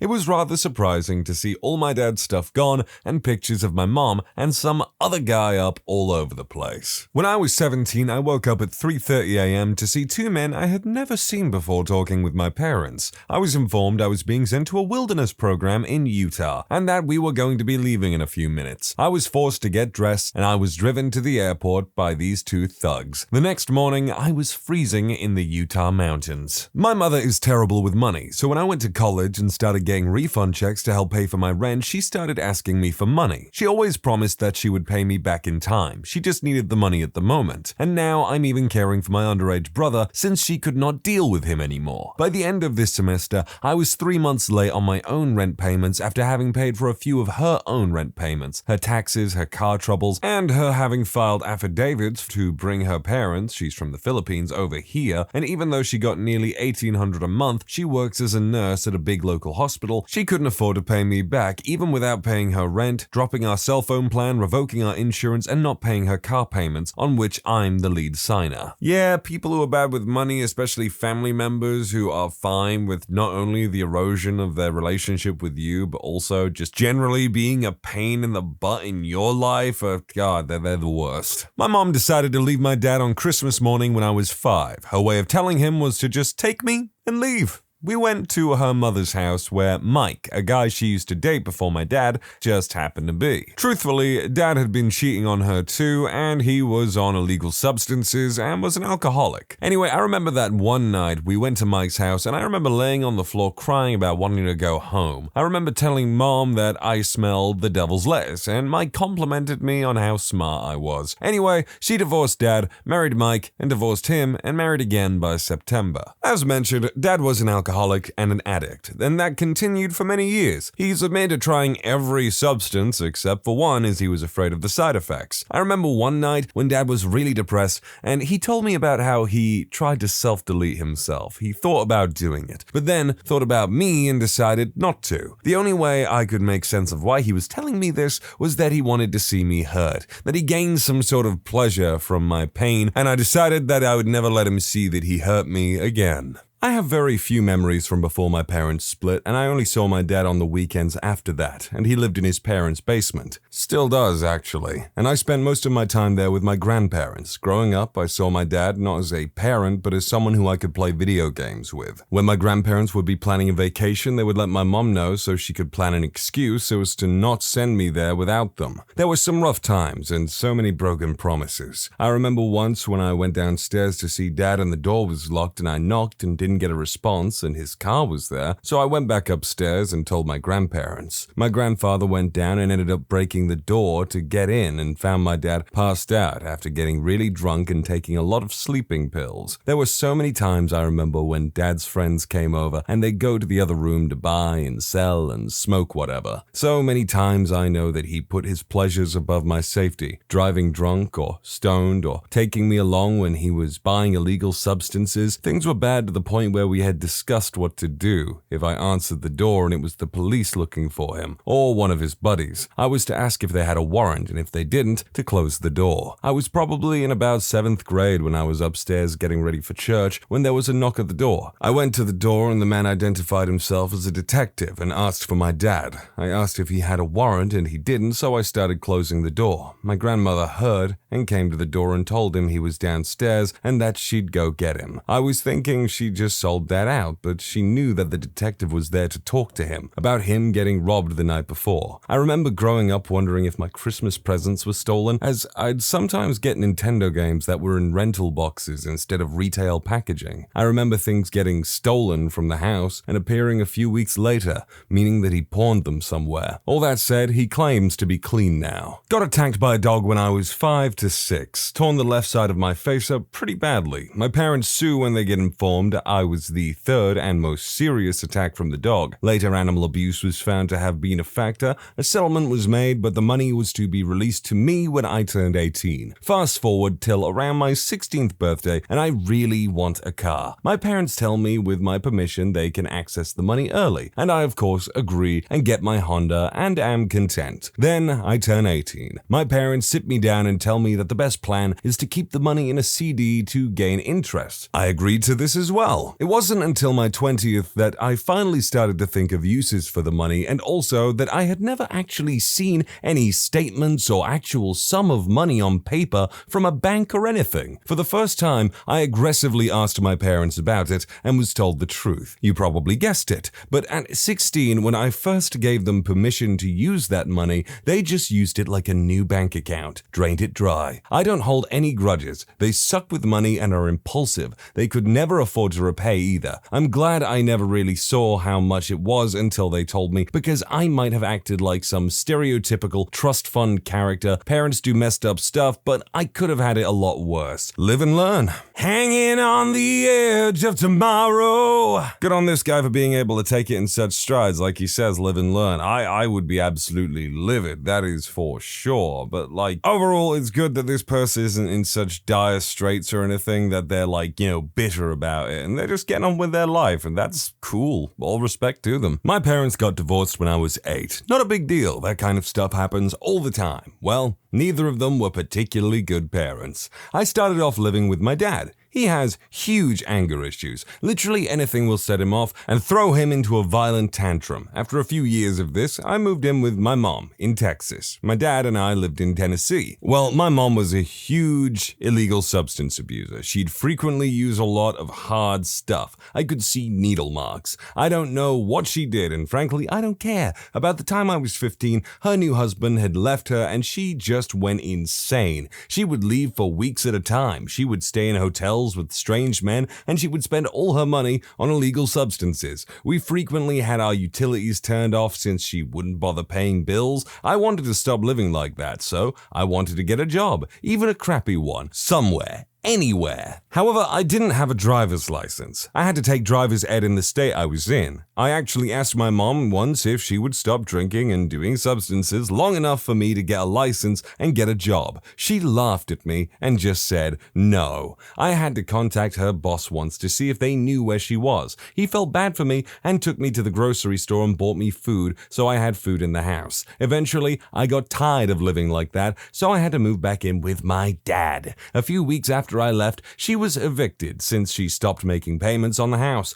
and even spent some time in prison for producing illegal substances in her house and a bunch of other messed up crap. She recently died from heart failure. As terrible of a mother as she was, it was still one of the worst times of my life. My dad didn't change much in the years I lived with my mom. He had a new wife, and he treated her and me like complete crap. He made me live essentially in a closet. If I said something he didn't like, he'd threaten me. One time, he grabbed me by the hair, threw me against the wall, and threatened to almost kill me. I immediately contacted the police. They closed the investigation pretty much immediately. At the age of 17, my dad kicked me out after an argument about, I kid you not, our ISP. The police came and wouldn't even listen to me. I was a straight A student in high school, never had a disciplinary record of any kind, and they just called me a delinquent and left. Screw the police. I told the school what happened, and I got a social services guy to work with me. I moved to my girlfriend's place down the street, and I got my car in my name. At 18, I went to college at Georgia Tech. I put myself through school. I spent 2.5 years as a TA there,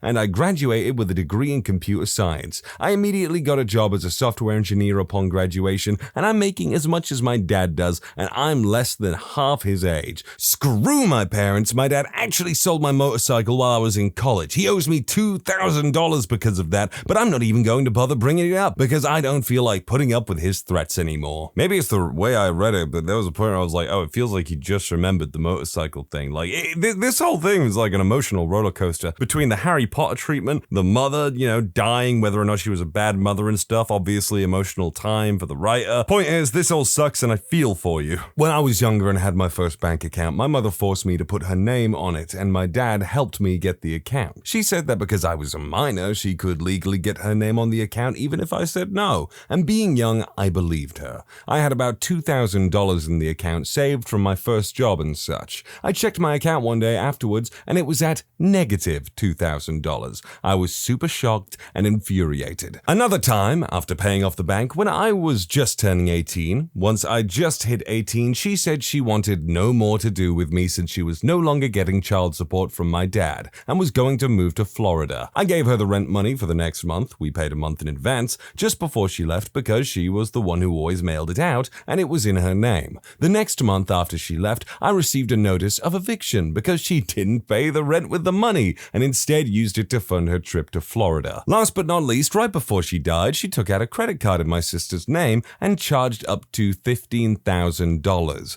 My sister found out after she had passed, and because there was no proof, she was forced to pay off the 15 grand. She cut my sandwich into rectangles instead of triangles. Forgive me, I just wanted a little bit of brevity in this depressing topic. My mother's shortlist. Spent student loan money I sent from Japan. About $800, derided me hugely for not driving with my drunk aunt, chastised me for not wanting to carry her prescription of benzos through China with no script before the night of my wedding. On a trip to her place from out of town, she invited her boyfriend, who had a restraining order against me over the fact that he robbed us for our rent, causing us to get evicted, so I chased him with a bat. She had a restraining order against him too for beating her up. I had to just leave and go back home. She invited my ex to her house and fixed her up with some big big black guy while we were freshly broken up at 18 years old. They screwed in my old bedroom. She adopted a guy who me and my friends warned her about. He was later arrested for attempted murder, beat her boyfriend in my apartment because she found out he had hit on my girlfriend, and now refuses to see my child, her only grandchild, because I insisted on her sobriety to see him. I could go on. Mom is kind of a C-word. There must be so much internal conflict for people whose parents are just bad and horrible to them, but it's like they're your parent and they're the only one that you've got, so you want them in your life to some degree, and you want them to be better for themselves and you. Like, God, I can't imagine. This is probably going to pale in comparison to most other people, but I can think of two things my mother did to me that were kind of messed up. The most messed up thing my dad did was leave when I was a baby, but meh, screw that guy. 1. She cut a hole in my bedroom door big enough for the cat to get through so it could get away from the new dog. The cat decided to habitually use my bed as a litter box. I was 13 at the time, so there wasn't much I could do but try to block the hole. She would yell at me for blocking the hole. Meanwhile, my bed is reeking of cat urine. No matter how much I tried to clean it, it just stunk, and eventually so did all the rest of the things in my room. I was not very popular at school that year. Eventually, I got a new bed, but only after much whining on my part. The carpet still smelled like cat pee, so I never wanted to have friends over or anything like that. Fast forward a few years. Considering that my mother seemed to value pets' comfort and security over mine, to the point where it created an unpleasant living environment for me, I decided to move out as soon as I turned 18. Although I had saved up money for my car myself, my mom's name was on the title because I was a minor. The insurance and everything else was also in her name, again because I was a minor. 2 weeks before my 18th birthday, I made arrangements and started getting ready to leave. When she found out I was planning on leaving, she took the tags off of my car and turned them into the Department of Motor Vehicles, the DMV. The reason that this is messed up is because now I would have to get the car re-tagged. What that entails is getting the car inspected. In this state, before a vehicle can be tagged, you must take it to a mechanic and get it certified as road safe. I had to have a few minor repairs. It was my first car, so it was a used 1993 Ford station wagon. It was bound to need work eventually anyway. But of course, the amount I had to spend was enormous because I took it to a mechanic, and I was an 18-year-old girl with no concept of anything mechanical. It came to about $300 in 2002.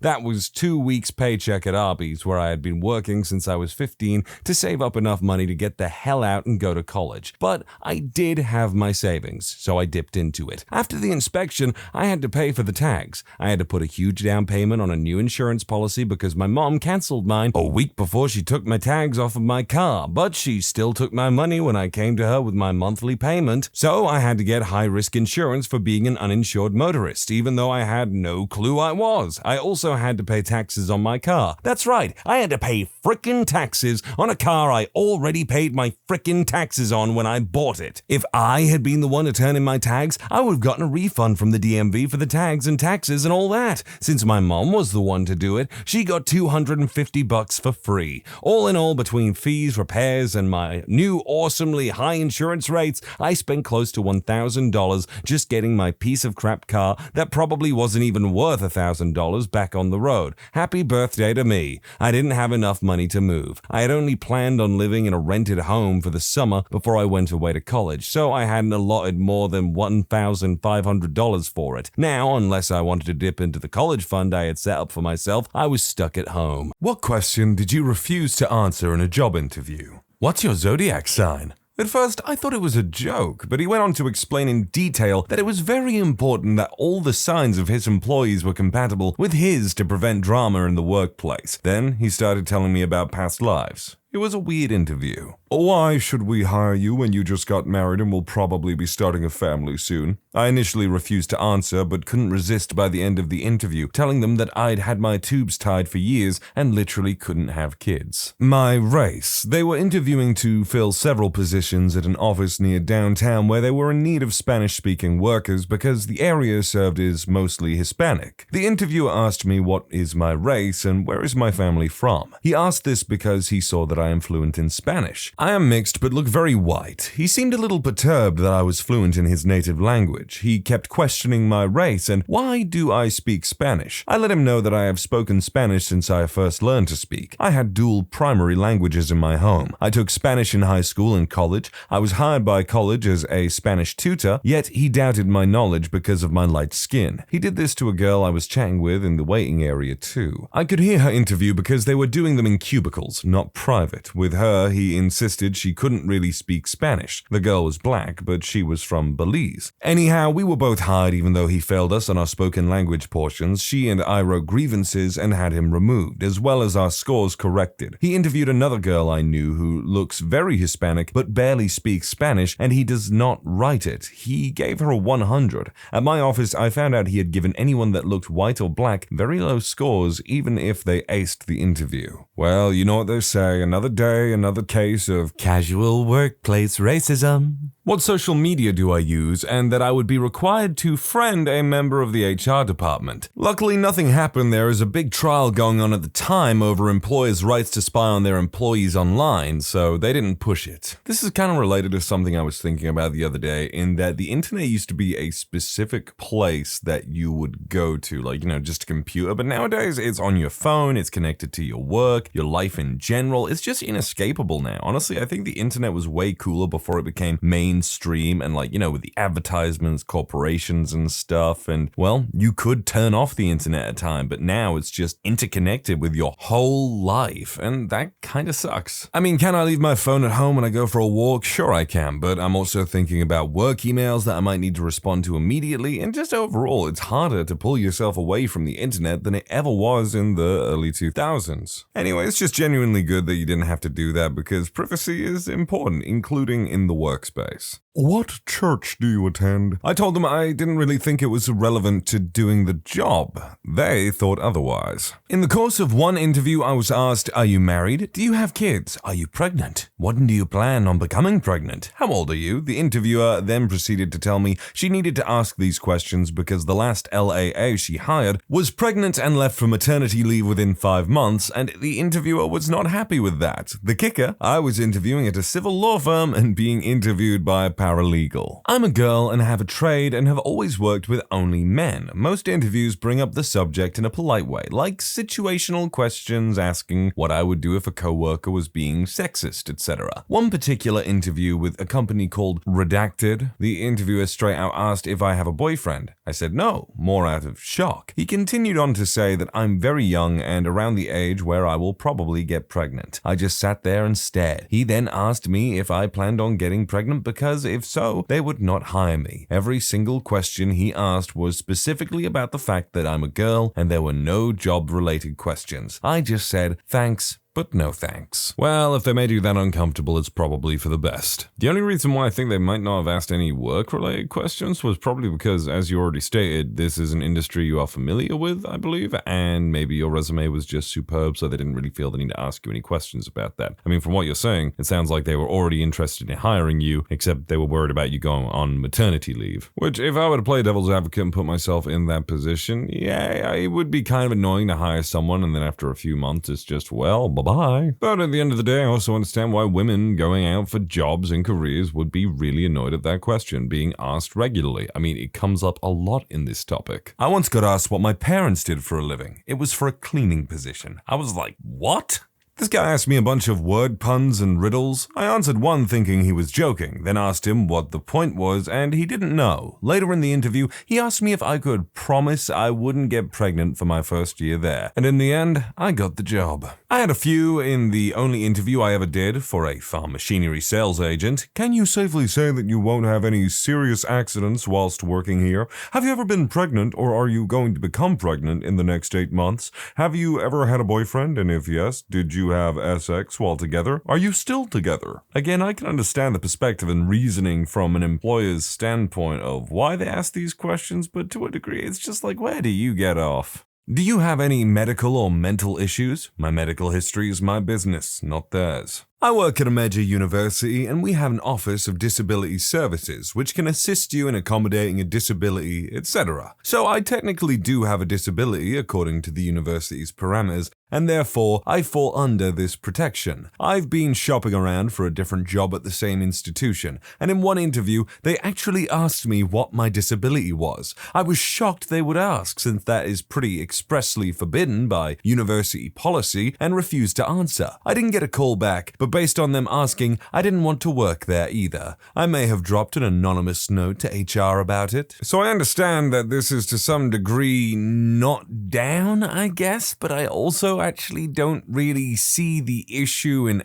asking. Like, I don't know, I've got learning difficulties, for example. If someone asks, I'm not really insulted by them asking. I'm more annoyed in situations where people make assumptions about me because I have a certain learning difficulty. What's even more annoying than that is when people just make assumptions based on their lack of knowledge on what I have. Like, I don't know, this one just seems kind of petty in my opinion. Would you and your wife be interested in this traveling swingers club I help run? We could show you the town, get you to meet new people. It'll be fun. I was the interviewer. I'm a guy. Interviewee was a girl. And in case you were curious about what question to never ask in an interview, this is among the top 10. No, I didn't answer it. I just said that we're out of time and I had to go. HR will show you out. Someone will be in contact with you. See you later. Goodbye. Nice knowing you. Too bad you can't stay. What happened was that she was banned from ever applying, and since Silicon Valley is so close-knit, I'm sure the HR types got the word out that she was a walking sexual harassment suit waiting to happen. I had an employer actually ask if I was a Christian. I'm not. He said that they follow Christian principles in their business and they'd like to know how I would fit in. I told him that it's illegal to ask that question and I'm not comfortable answering it. He ended the interview right there. I didn't get the job, which I'm glad for because working there sounds like my personal hell. I should have sued and just taken it easy for a few years. The CIA asked me what laws I would be willing to break if I was hired by them. I didn't really know how to answer and I said I would have to know more about the situation. I didn't get the job. I may not refuse to answer a question outright, but depending on the personality of the interviewer, I will make jokes about the questions, especially if it's obvious that they think the questions are stupid too. The biggest one for me is, what is your biggest flaw? If I know the interviewer is receptive to jokes, I'll reply with something like, a low tolerance for irrelevant questions. We had a good laugh about it and moved on to the next question in the interview. Interview question at a small consulting firm in DC. Did great work, friends there with nice salaries and benefits. I put down on my resume, as a consultant at another firm, this line, paraphrasing for privacy and not doxing myself, optimized performance and logistics of new product line,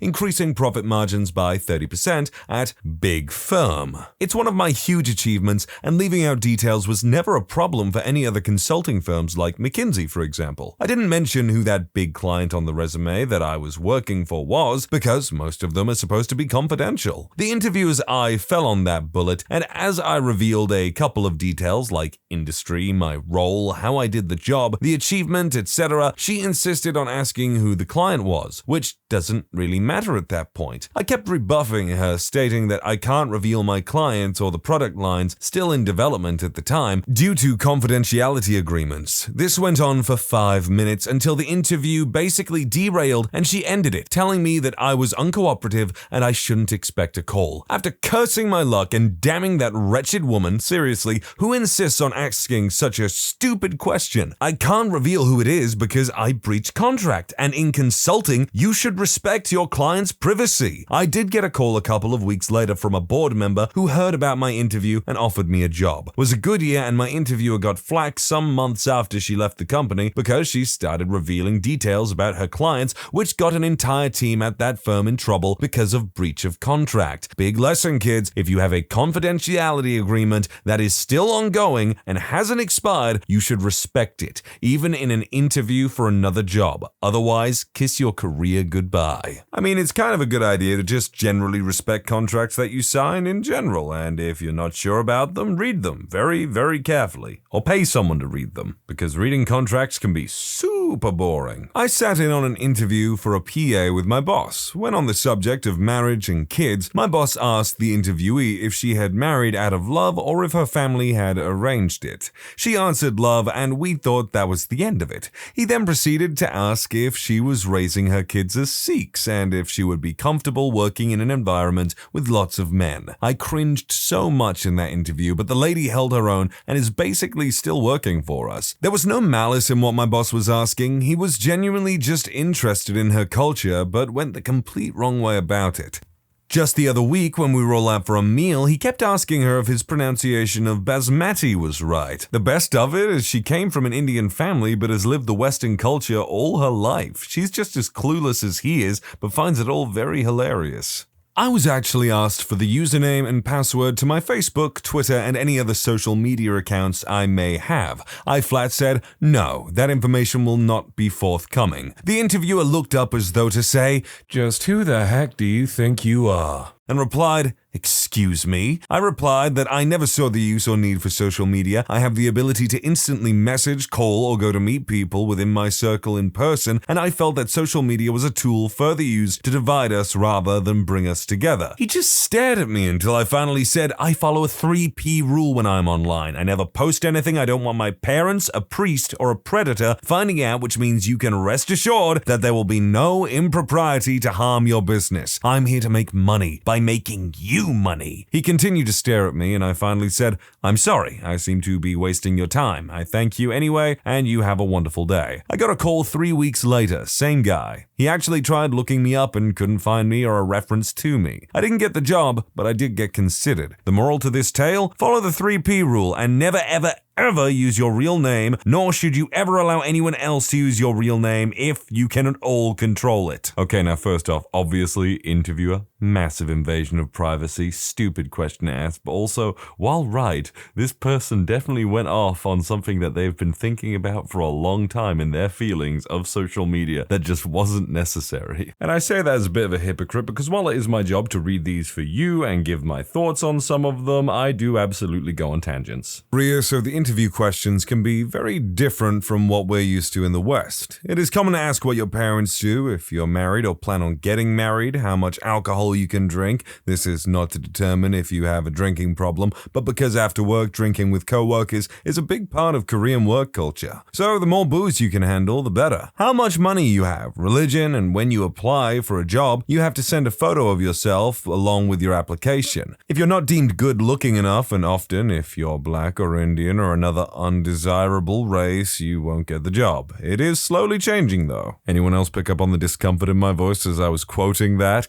Why is a pretty girl like you looking for a job? You should just find a rich guy and get married. For context, I was fresh out of high school at 17 plus, and this was the first interview I had ever done in my life at a small shipping yard for the position of a clerk. I decided to go to college after that. It does get worse as I approach marriageable age, as constant barrages of questions on my plans to get married and how many kids I want to have get into the interview instead of what I want to bring to the table at work and discussing my career prospects. Women have a big challenge when it comes to being taken seriously at work, especially if you look a certain way. Yes, I do get a lot of probing why I didn't try my hands at sales, as it would be just too easy for you to get a lot of sales during the time I was at marketing. Previous salary. It's none of their business. I will talk about the salary range that I'm interested in, but answering previous salary questions will only screw you. That is certainly true. Never ever disclose your previous salary with a new potential employer. Well, I refuse to answer if I was religious and not a fornicator. Well, that's all right if you don't want to tell us, sir, because God already knows.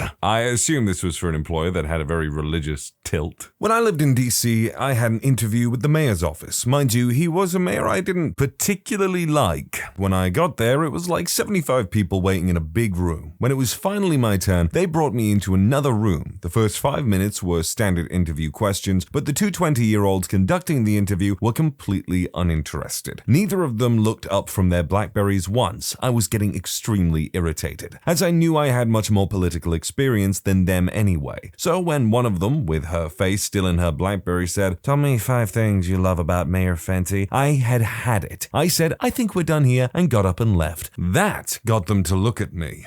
Not a question so much as a request. Was a senior in college in 2012, so the job market was still for crap, and anyone who had graduated college in the last 4 to 5 years was actively fighting for any and all open positions of any sort still. Be it in waiting tables, answering phones, landscaping, nannying, under the table work, and obviously any entry-level positions. So I managed to get an interview with a marketing firm. I'm sure most of you know where this is going. It was a direct marketing service where you go door to door. My first interview goes well, and I'm a bit confused as this was in an office park suite office. They purportedly have 55 employees, yet this office suite was 2 offices and a small front desk area for the secretary. Where was everyone's desks, I asked myself. Later that night, I received a call back for a second interview, so for a second weekend in a row, I head back to my hometown, miss my current job, and 2 weekends in a row worth of cash working at a late-night restaurant,